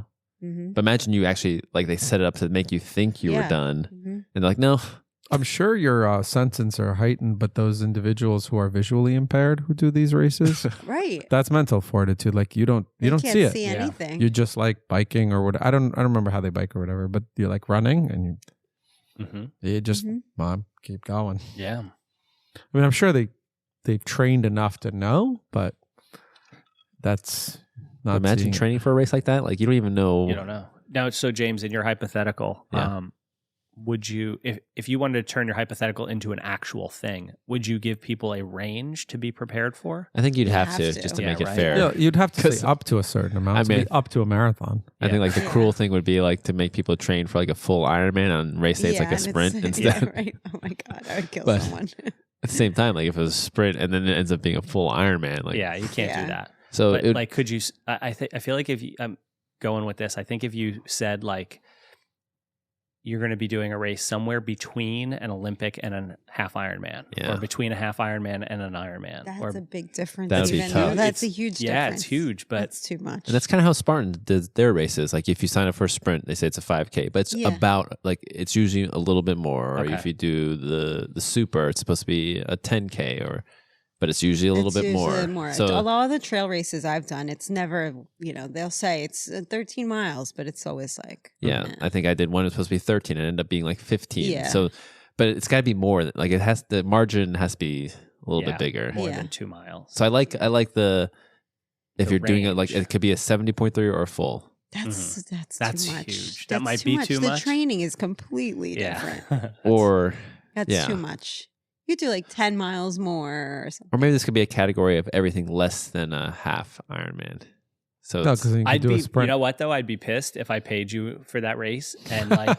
it was Yeah, over in this an is a hour. Sprint. Yeah, Yeah. it was a sprint, and I paid you like, it Right, might so be a how half do you hour. $700 charge? Yeah. Yeah. So that's the only hiccup I see with that idea. Yeah. Or you could change that to be the distance is there, but you have to switch up doing whatever, like the SOS. So like whatever you run for Oh. 5, then you bike for 5. Oh, but you don't know how long. you'll be Right. Then doing you each. run then you run for 1 and then bike for 15 Mhm. and then you swim for whatever mile. And then your distance overall is going to be 70.3. Yeah. Oh, but broken up Ooh, into that would weird. be But whatever the That would- breakup I think is, that would be is fun. the breakup. It's hard to logistically Yeah. put the bike in different places, but No, what you you wouldn't get the have to. idea, What if right? you just had one transition area and Oh, all loops. loops coming out? You know, Yes. the transition on the side of a lake Mhm. or Yeah, whatever. yeah. You could like do a that. stadium. Mm-hmm. Yeah, that would So be, in total, you do that, but like you biked 5, but then okay, I got to run, yeah. Mm-hmm. 7 or whatever. And you don't know until you get onto that course. How long it's going to be. Maybe that day they just tell you, okay, it's going to be whatever, 1 loop, then 2 loops, then 3 Mhm. loops, and whatever. I like don't the know. idea from a race perspective. Logistically, could you Yeah, imagine to having make sure set that everyone's thing doing the up? right- Oh. Yeah. Well, Especially yeah. if it's a Try legal course. tracking that. Yeah. Yeah. And then some 16 Well, year old everybody's guy got wins a the whole chip thing. and Like, wait a GPS. minute. Wait a minute. Would it be fun for the participant if you did like you had a bike loop? Let's say you had a 10-mile, or what's 56 divisible by 8. 8? So you had an 8-mile loop, right? And for the run 13, let's round it up to 15-mile run, you have a 3-mile loop. And it's like, okay, you're going to do 1 bike loop, and then you're going to do a run loop, and then you're Yeah. going to do 2 bike loops and Exactly. 1 run loop. And so you're always on the same bike course. So you're not having like a 5-mile loop and then somewhere else there's a 7-mile loop and so like, Yeah, it's the same loop, yeah. but it's still the same logistic problems apply. Well, no, because you only have to have 1 course. You have 1 run One course, course. 1 bike course, outlined, posted, whatever. But he's saying, Keeping- like, how do you keeping track track? Yeah. Yes. of the Making sure loops people would are be Yeah. challenging. doing. Or doing the loops. Yeah. Yeah. Mhm. This would probably be a grassroots race and Yeah. not a 2,000 person race. So you could probably have them count Could somehow. close down airport somewhere. Nobody Yeah. counted anything at Connecticut. You're holding on to that, huh? And just like one more mental fortitude Yeah. option is regular like triathlon, but then you end up in like a escape room and then you have to solve the puzzle. Yeah. When you're all After- loopy. We're, Yeah. we're all thinking well at, Yeah. at that point. You just don't get out. Did You don't- you guys see, Joe Skipper, the whole thing with him?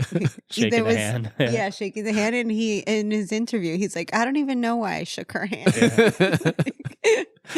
He couldn't even. I love this guy now. I know, me too. You listen to his podcast? No. Oh, Are they it's- good? It's funny. Him and Yeah. another like kind of guy who's trying to be a pro.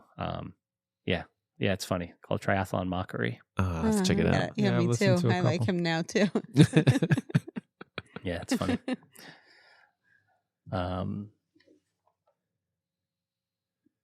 All right, I think we got time for the next 1 or 2. Mhm. Okay. In a futuristic triathlon tech race. Sounds cool. Participants are allowed to use any advanced technology of their choice. What tech gadgets or enhancements would you select to give you an edge? So the question here is like, are we talking like doping enhancements too, or is it just Tech. Ooh. no? It says there's anything. Any advanced technology of their choice. Technology. But not cheating. I guess that's the question. I don't. Like, so do you put a motor on your bike? Do you put a battery in well, your that's not gonna. in your hub? That's not. Would it be like, I don't know, let's just say nutrition wise, a way to get it directly into your veins? Like if there was some sort of technology Just other than IV. hydrogel Yeah. IV into you. There's an Or- IV tent at the end of the bike. But You it's just not. sit for 5 It's minutes. not doping because. Or if you had some kind of special sunglasses that could tell you like wind speed or low pressure Mhm. zones and all these things that you could just. Tech gadgets or enhancements. So, yeah. Let's go with tech. Actual tech. So the tech for the bike is just like, battery and stuff, right? Battery and stuff. What do you mean? Like a motor? Yeah, motor. That's just cheating. It's like, yeah, I would cheat. I thought about this, and there's actually there's these devices exist. I don't know how accurate they are. Little things that will measure wind speed and direction extremely accurately. And then Not the finger lick. No, not the finger. Not the Yeah. tissue in the air. They use them in F1 stuff. But so these things, when they're tied to your power meter and a really accurate speed sensor, will tell you your coefficient of drag real time.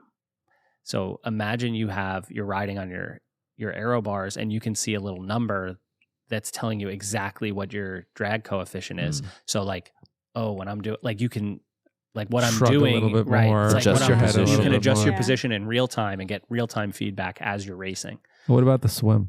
Same You could thing get would be like the good. goggles, the tech goggles. Well, so are form goggles allowed? Let's I don't say know. they are, but like form goggles now have the heads up display that will talk to your watch and tell you real time pace, heart rate, like all that knowing your stuff. pace and heart rate mid swim would be I always nice. say that. That would be nice. Yeah. Yeah. They have those. Henry has them. Henry yeah, has no, them. Henry has it. I wonder if I could I read feel it, like though. that's what I think. I don't think I could read it. Dude, it's right there. Like, I seriously. can't see But close that's the up. problem, though. Is That's like my if you have to problem. wear reading glasses, like yeah. Maybe they it's make gotta them be prescription. huge. I don't know. Big ass I've Coke thought about it. I know. Just one number rotates Yeah. like 7, 6, huge. But yeah, I can't see that.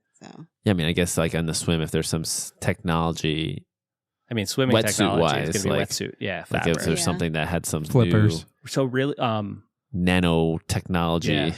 Yeah. A couple years ago, I think Speedo came out with a wetsuit that had like the flaps or like gussets built into the forearm. And so when you like a fish scale? no, like a slit, but then there was fabric behind it. So when you pulled, it opened up and caught more water. What? It made your forearm right. that's not Iron- loud, is it? So Iron Man outlaws it. The PTO didn't. Daniela Reef wore it at Collins Cup last year. No way. Yeah. Did she have the best swim How time? can that be allowed? I think so. I think she won. I don't know because they wow. didn't have a rule against it. It was like the Iron Man was like, this suit is not allowed.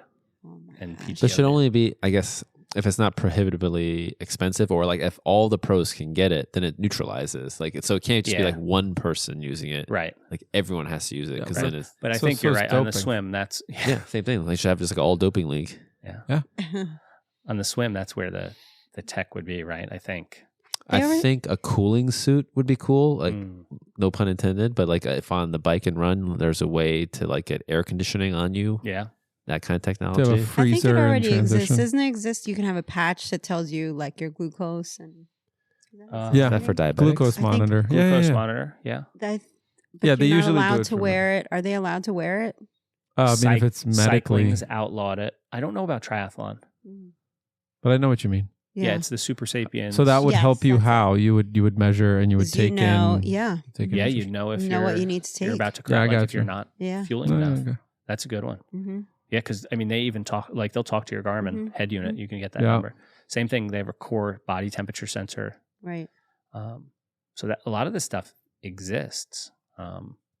Those things would be super valuable. I What think, about- if you knew how to use them? What about the, especially for our races, like if you could get the headsets that coaches could be like, giving you. Oh, that Um, wouldn't make a difference I for don't me. know. Yeah, because they're getting Run like harder. they're supposed. I yeah, they're can't. getting- I know. well, no, like you. I get that from you when I pass you. yeah, that's true. No, but, and in the professional up there. world, you could be like, all right, you've got somebody coming Yeah. up on you. You got 2 minutes. Yeah, okay, yeah. it's closing down. Oh. 150, 140. Like you could, Yeah. like your age group. Your Almost like they have in the Like a tour. tour. Yeah. yeah, like Mm-hmm. What was that? I can't remember the clip. Never mind. But like, there's some weird advice that the coaches were giving. even you got I this think hill they were coming talking up. in code. Were they? Yeah, Okay. where it was like all everyone the needs to jump on- yeah, alligators yeah. when the Oh, that was gazelle- funny. Yeah. yeah. I think it was code. I Okay. think they had given names, and because they know, like everybody can listen in and hear what's Right. being said. Yeah, even the person on the TV will say like what Yeah. they're saying, the reporter. Yeah. So, on the run, I don't know what I kind think that of. would be helpful to me, like a coach in the air, like just Yeah. give me. Next time I Blah, blah, see blah. you on a run, I'm gonna say, You got this guy chasing you. Go faster. yeah. Like I'll slow down, run with him. Any other tech? Can anybody think of like tech on the? I mean, the stuff we talked about with like, Carbon plates, yeah, the carbon plates were a big one, but like, Mm. where is that gonna? I mean, they're not gonna get any. Rocky theme Yeah, song. we're playing in thinking your more like ears. performance enhancing technology. I think Cooling I think is- a cooling It's suit, probably the Yeah. biggest, right? some then- NASA technology. Unless you do the reverse dry, and then cooling's And not cooling's not a problem. Yeah, get the run done first. Yeah. Those are cool. Well, even on the run though, if you're staying cooler, you're Yeah, gonna it's do gonna better. make Yeah, you. It's you're gonna gonna make do you better. Mm-hmm. But I mean, that could be fabrics and stuff like that. I'm thinking like a Start small new- little pack new with a chiller. suits. Mm. Yeah, but then you're heavier. Yeah. Weight's really a big Could you deal. have on like a Peltier style cooler where it just runs on electricity? yeah. What was that? I mean, not at our speeds, but like you just have like some kind of thing that like, you're dragging your wind. There's people around you. You're just running and behind a bunch of people, Like drafting. drafting a little bit. I think, what would we say, 7 miles an hour in running you have to be going? Yeah, it's not for me. Yeah. That's where it starts to be a Yeah. benefit, right? So there's definitely stuff out there that leads me into the next question we got is there too much tech in triathlon? And does it need to be reined in a little bit? Is it, are we past the tipping point? Well, what tech do we have in swim? I mean, you've got In a $1,500 race? wetsuits. Yeah. Okay. Like, when you start to look at all the tech that's out there, like take somebody where money's no object, who says like, I want to be with whatever fitness I have, I want to be as fast as possible, and I'm willing to pay for everything. Top line bike, top line suit, top everything. line sneakers. Everything we've already talked about. Are they faster? Like, At the end of the day on a bike, right? Like you're 80% of the track. So it's really a lot on the athlete, right? On the run, shoes help, but I think at the pro level, that 80%, like everyone is at the same level of fitness. Like they're not. It's not like a huge range. So you're saying for them, if they have more sponsor money, they can get better tech. They can, yeah. So rein it in. But I mean, we're seeing things now with like those. I've just looked at them because I'm interested in it. But like those integrated custom front ends on the bikes are more than the bikes. Wow. You've got $7,000-$8,000 handlebar setups. That's it. It's crazy. But like what I'm saying is that too much? Is that getting to a point where it's like, Yeah, I think we'll see that. you think we're going to see them rein that kind of stuff I think in? that the amateurs or the people that are age groupers are no, I don't know if it'll be reined in, but I don't think they'll make the jump to $7,000 to $8,000. I think what you'll see is that anything new starts off like that, and then someone figures out a more mass production version that's 80% of the benefits for 80% less. Yeah. Yeah, And it'll just propagate. true. Now, is there too much tech? I don't know. Is there too much reliance on tech? Is there too much tech being used, like with people, whatever, testing, wind tunnel, whatever? Like, has it gone overboard? I think it's as a society. I would be I don't think it's gonna interested. stop. I would be Yeah. interested to put like a pro on like in an Xterra suit, put them on like half the price of their bike, and whatever shoot. I don't care about the shoes, but like put them on and see if their time changes. Oh, their time absolutely changes. It's like telling a let's F1 look- racer to Yeah, I'd be an interested to F1 see how much car. that is. Yeah, Like- yeah, I'd be interested to see how much what the Like, I It would be mean, fun to see how much it changes. It's yeah, definitely going to it's change. going to change. Yeah, Like, I get that it would change. I would just be curious to see how much. like, does Gustav Iden win Kona? I don't think so. But then who would win if you put them all on? Oh, like, wait, no, but Rich isn't saying we put No, them all I'm on. not saying We're that. not- I'm we're saying not I would be even curious playing to field. see We're just what taking that one. person's benefit of that amazing tech is. That would be that'd be the experiment. yeah, if you just take him off, he's not going to But win. what I'm 'cause saying everybody is, like, else is how many people in the field, in our field, are like, the same as him, right, Mhm. in those two, but don't have the technology. Yeah. yeah. I Like- mean, like, was the strongest person in the field 9th because Mhm. they couldn't yeah, pay for or take the time to do this or whatever. hmm And Because in- they rode a road bike instead of a tri bike, but they were stronger yeah, technically. I mean, road bike versus tri bike, whatever. I'm not saying I don't. no, like but whoever- you're That would- saying technically they like Okay. whoever the amateur that wins the amateur race at Kona, Mhm. what kind of technology is he on? Like, what bike is he riding? Oh, I bet they're on What? better stuff than the pros. To some yeah, extent. you think? Yeah, to some extent, especially in like the really competitive age groups hmm where they have crazy jobs and can afford that stuff. Yeah. Yeah, I think they're on level playing field with the pros equipment wise. It's more. Is it more the argument of like Rocky 4, where Right. Rocky is doing all the old-fashioned training, Yeah. and Drago's on the latest Everything. technology Mm. and steroids. They're injecting him with something. They're injecting it Yeah, with something. I'm going to assume it's steroids. It's 1986 Right. with and the Soviet Union. So is that like like someone who's able to train with the best technology versus someone who doesn't have access? It's a very open-ended question. Because yes, you can still Rocky 4 proved you could still get Rocky IV really good proved it. results. It's Yeah. proven. It's proven, right? It wasn't Or just how having the they time. wanted that movie Maybe to it's play just out. having the time. Yeah. But I think, is there too much tech in triathlon? I don't think there's too much. I think society, as a society, we've advanced to where we are with technology. So it's not like we're not going to shun it. And as we continue to advance, more and more stuff will come out and it'll just become integrated into the sport. Yeah. So I would answer it or go with what James said and say, is it expensive? Yes. Is it like gotten to a point where like that becomes a big factor? Yes. Mm-hmm.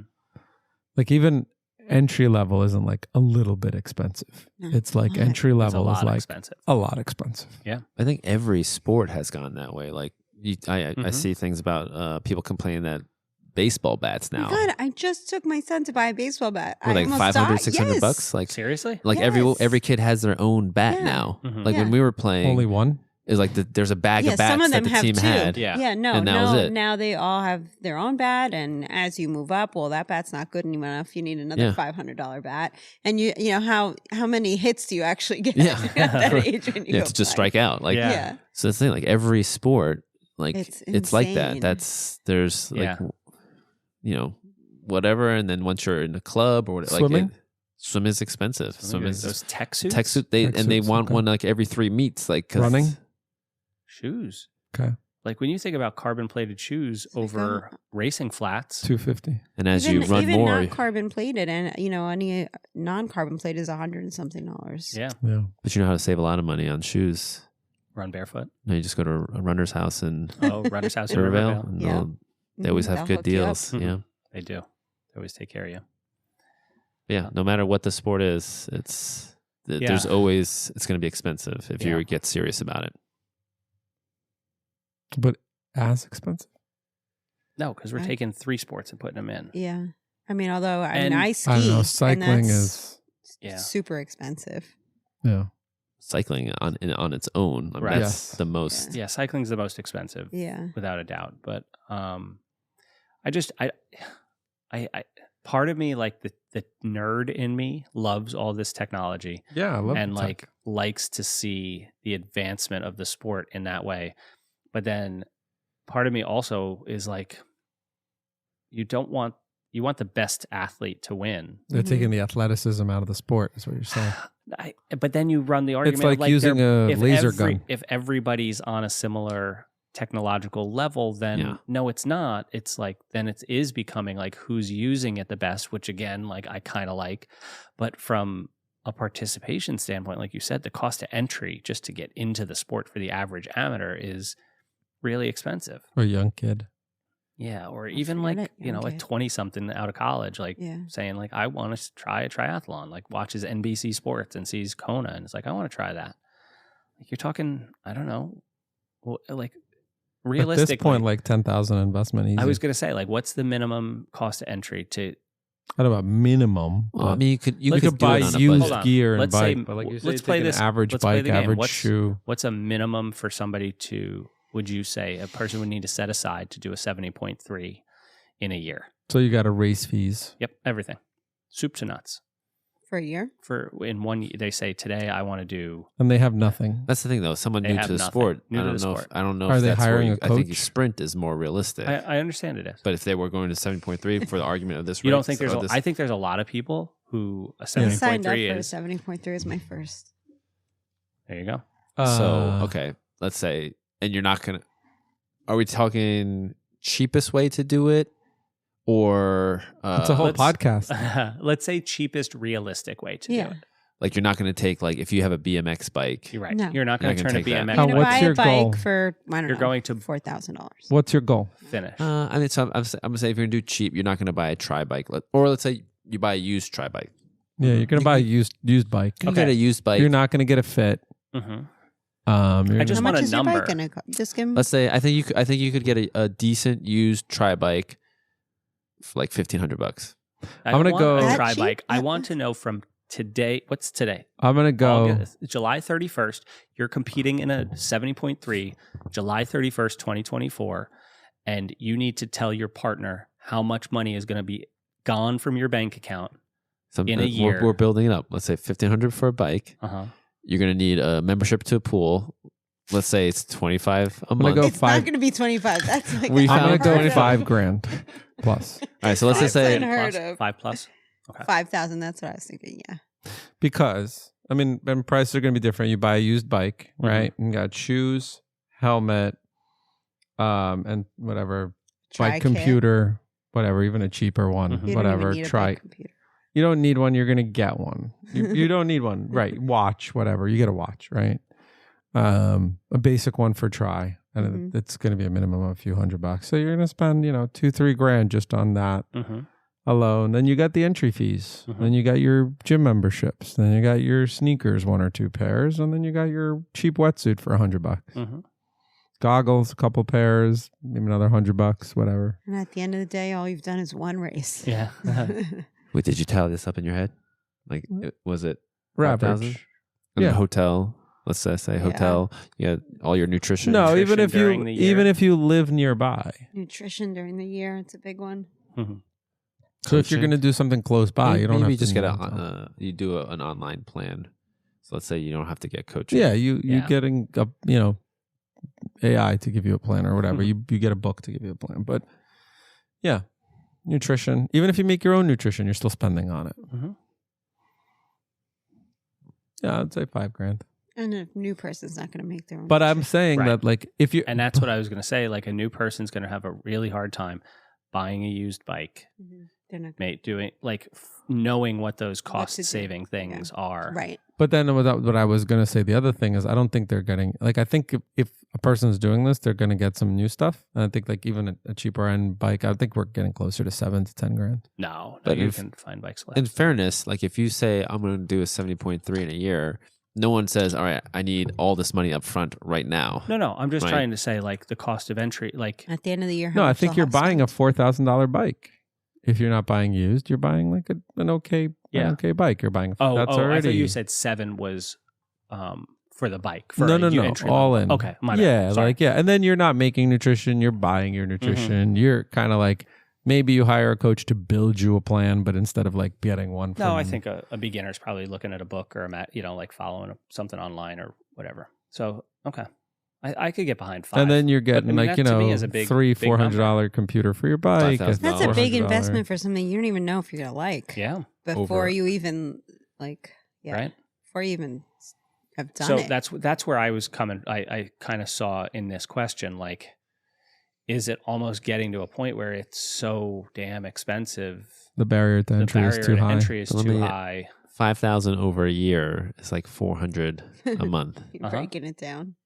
Yeah, but it's not. I mean, it's not. I mean, it is. I guess So if you let's put it just on a credit put it card over- 0% over a interest or year. something. Yeah, Doesn't sound as bad. It's Yeah. not a little, But but you can't Mhm. do that because then you have to. You can't do that because the logic of that number, you have to dollar cost average the bike over many races. I'm just saying that first year investment.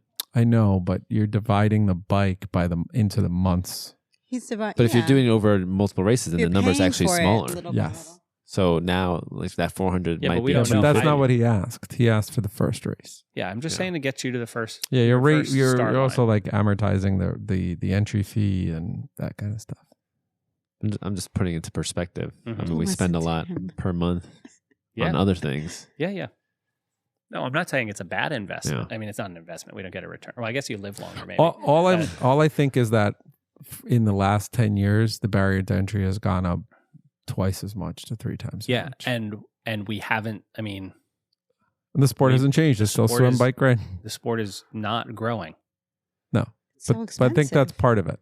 I do think is part of it, and that's where I like this question. Like, is there too much of that stuff? Like, Is there a bigger barrier to entry? Yes, it's too much of that. Like, I would like to see. But is it? but what's is the driving that reason- barrier to entry Is it technology? Mm-hmm. So Yeah. I don't think so. I don't know. It's No. technology. It's everything in general that you need to do 3 sports. Yeah, I think you like The you don't. technology aspect of it is not that big. I mean, the bikes are getting more expensive. You think of getting into the sport, right? You're not just doing it for one race.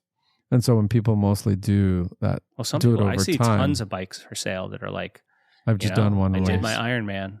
Here's the bike. Got me through it. 'Cause I didn't have a bike computer, power meter, not even like a Garmin for a while. Mm-hmm. Yeah, I'm not saying you have to have. So I don't think like that $5 was a grand. barrier to enter the sport. Like I didn't have to go and get Okay, all the not technology. to enter the sport. Yeah. Did you have it by the time you did your first race? Mm, The only thing you didn't have was a power meter, and I bought a used computer. Mhm. I think a used Garmin. Yeah. I don't remember what I remember it broke shortly. It button didn't last fell long. off. didn't last long. Good Yeah, investment. the button fell off. I used like I cut it like an eraser tip and put it under it, made it work.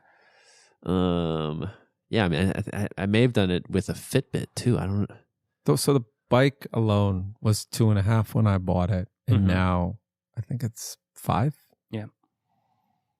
But you're talking 10 years ago, aren't you? Mhm. yeah. What else 10 years Time ago ago. is the same price as it is now? Nothing. No, you're right. Question is it disproportionately? Did the prices go up disproportionately to triathlon versus everything else? Yeah, that I don't know the answer to. That's a whole other study. Yeah, you got to do some vast. Let's get into it right now. I Double have to click swim on that. tomorrow. Yeah. Okay, then with that last question, speaking with the recent uptick in AI and machine learning, do you see a time in triathlon or any kind of endurance sport, I guess, when computers will replace human coaches? 100%. Yeah. Yeah. They're going to replace a lot of things.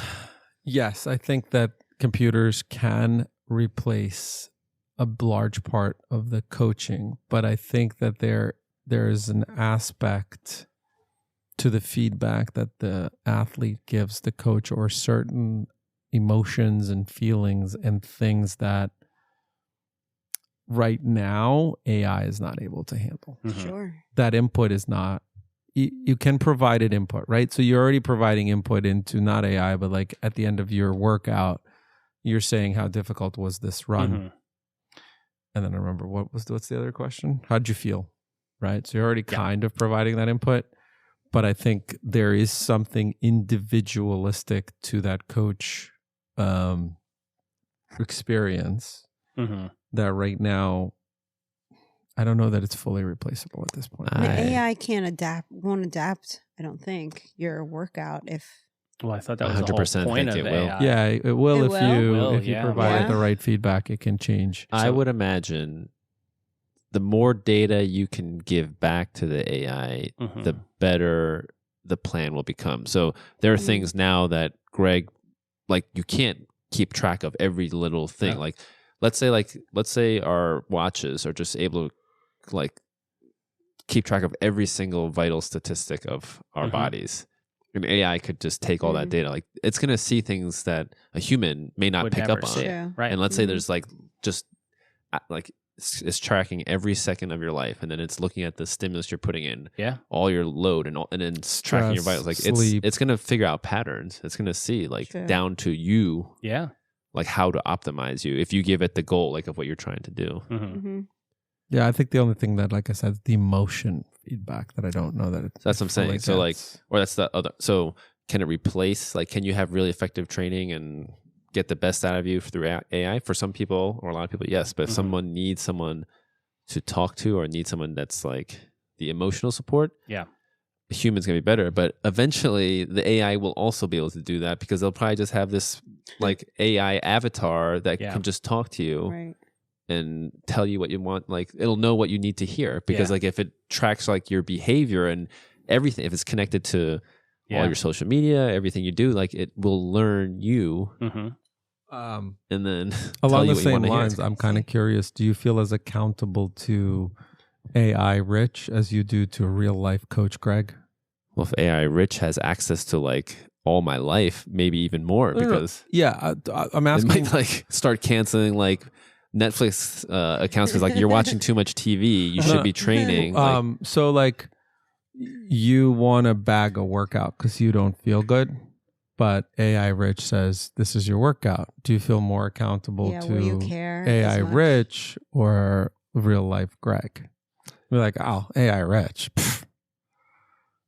I think if I'm at the point where I've hired a coach, or whether AI or not, I'm doing it because I will feel accountable to So it. you're more accountable to yourself. To be more accountable to myself, I need to make myself accountable to somebody else or something.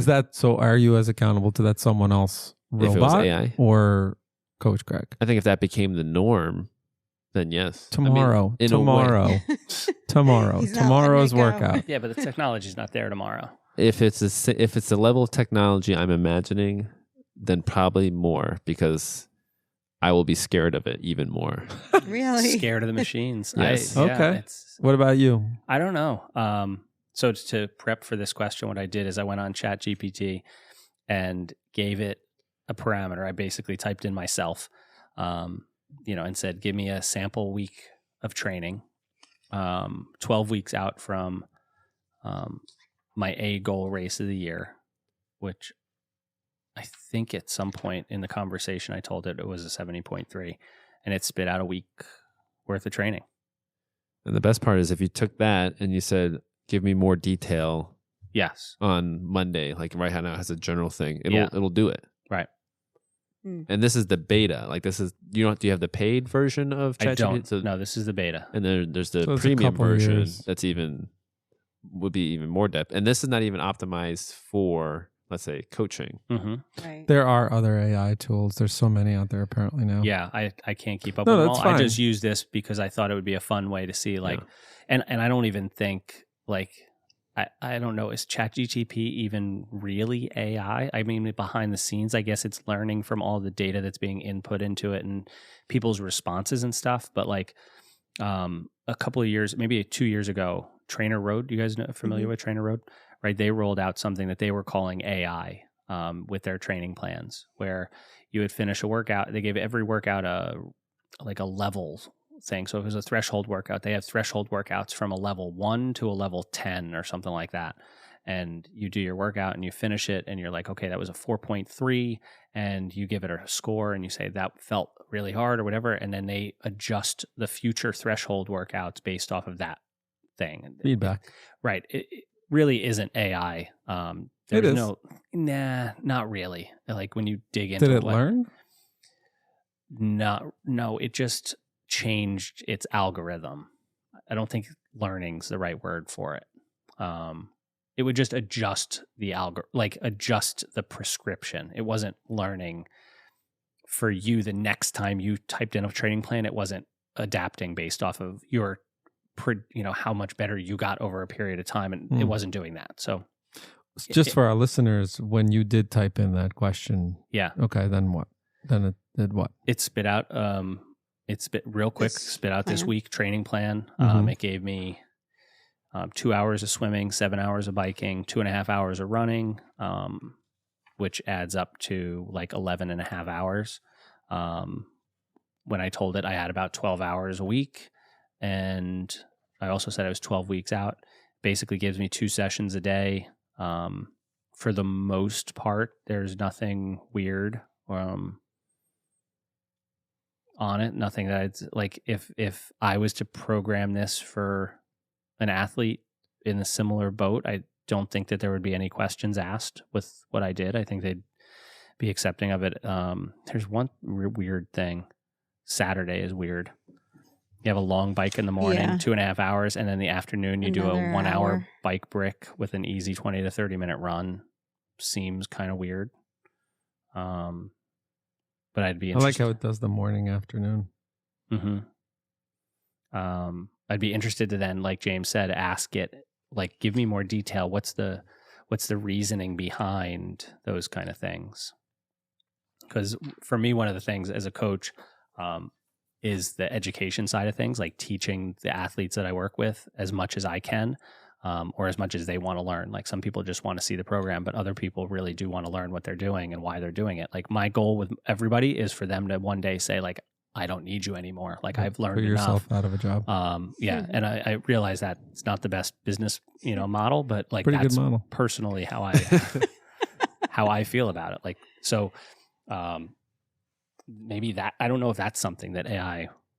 Like, I mean, the way James painted it, it's freaking scary. But I know. It feels like he's got an electric coaching- collar on his neck, and if he doesn't do the workout, it's just going to zap him Well, I and think- cancel his Netflix. Well, it'd be crazy subscription. things like, like they always talk about these doomsday scenarios with AI, like, like solve the environment and then it just kills off humanity. Because like, Right. well, yeah, humans are bad for the environment. Right. So let's launch nukes. And now, I mean, Yeah. imagine AI like, make me into like a really good triathlete. And like, well, your family takes up a lot of your time. So like, Zaps them. like this gets rid of your family. Like, now you have time. Like you have to be You careful. don't think AI would be like, no.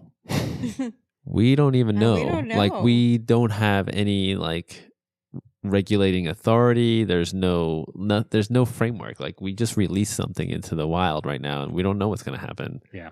But I do think in the future though, Mm-hmm. it might be that seeing a human may be the premium and everyone else has to just work with AI. So like Right. if you're not feeling good, you have to go to a doctor. You're not going to see a real doctor. You're going to see an AI avatar, tell them what you're feeling, and then it has this huge data set and it knows you, and it's like that's most likely this, and go do that. Yeah. I kind of wonder, like, I like that better. yeah, going with For the record. kind of that idea. I wonder if it will get rid of the worst people at their jobs, where, like you're saying, like if you're only going to a doctor, an actual physical human, when Yep. things are really bad, then a lot of doctors are going to be out of a job. Hopefully, the worst ones. Same thing with coaches. Like I think AI now could probably replace most bad coaches. Yep. Mm-hmm. So the cream rises and a lot of people go the AI route, but the people who really do need, like what Rich said, with the personal interaction, whatever, go to a physical person. Yep. And maybe AI replaces a lot of the programming side of things, but the human is able to put something That's into what I it. was kind of saying. I think that emotional connection. Yeah. I mean, I know he's afraid of AI, but I think a lot of people would be like, all right, this is what the robot programmed me to do. But if Yeah. I skip today's run, it'll reprogram me to do Right. something else. Whereas like there might be something deeper behind it. Yeah. Or like, are you more willing or feel more accountable to meet other friends at the track rather than other robots at the track, Yeah. right? Like, oh, I'm Yeah. going to meet a friend, so I'm going to do track. But if it's like, it's Yeah. AI. And I Or mean, like if you have, I'm sorry, if you No, have go a ahead. question, something's on your workout and you don't know, should I do it? Should I not do it? Why am I, AI's not going to answer. Yeah, but in that Really? moment, right? That Right? pullback of like, It will You know. eventually. eventually, I think I it will. mean- I don't It'll know. probably ask you some questions. Why don't you want to do the workout? I was like, I'm feeling tired. Like, it'll access. Well, let's see how much you slept yesterday, and it'll analyze the quality of sleep, and it might be like, Yeah. you know what, you actually had enough sleep. No wonder. What did you eat? Like, then it'll just go through like everything. Yeah. There's no lying to the like. I There's no way of know. like wiggling out of a workout. It's just If I like it. Yeah. So something to think about. Interesting. I don't know. What do you guys think of the training plan? I mean, it's not really a training plan, but like yeah. I an think it's a outline bit of what- I would've been aggressive for the curious. first week I in know. 12. That's it's what not, I no, think. it's not the first week in 12. Oh, it's not. Oh, No, it's 12 weeks out from your race. So I wanted to know. It says week 1. yeah. Yeah, I What, don't know 12 weeks why out? it. Yeah. Because it's week 1. It's pretty aggressive. That your weekends. I mean, I'd hate to see what your week You're 10 like looks like. full if it is gonna every give day, you- 2 Yeah. workouts. But it's based on. But see, the that's parameters the you first algorithm, set. right? Mhm. Right? That's the algorithm right now. It's like, I've got to give this guy 12 hours. Yeah. Yeah. Right. It's not learning it. It's not. Like, okay, so like, but as a coach, you're like, okay, he's going to have 12 hours. I'm not going to give him 12 hours on the first week. And Well, Greg meanwhile, Greg Sunday, believes there's in that only too, though, an right? hour and a half. What? I don't know that Greg would give you 12 hours to somebody who just came up and said, Or by "Hey, your you know." training for the distance or the time. He Like told if- them if he each has session 12, is- 12 hours. Yeah. I said I have 12 hours a week to train. But you would give someone 12 hours the first week? Depends what they were doing before. This person, he would. This person. Maybe. Well, I don't know. Maybe. Yeah. So I guess the take-home message is to be scared of the machines, right? Like, Careful what you wish for. I think that's the title of the episode, right? Be careful with AI. fear the machines. Yeah. All right. Anybody have anything else? We've been going at this for a while now. Mm-hmm. All right. Thanks for listening, everybody. If you think the machines are coming for you, let us know in the comments. We'll talk to you all next week. Thanks for listening, and till next time. Thanks, everyone, for listening to the Next Level Quad Pod. We really appreciate you spending time with us and listening to everything that we have to offer. If you like what you heard, please leave us a review and a rating. Those little things go a long way towards us being able to bring you more content like this. If you'd like to learn more about what we have to offer, please go to our website at goteamnltry.com. There, you can find out about all the different things we provide that can help you reach your athletic potential. Thank you again for finding time in your busy schedule to spend some time with the Quad Pod.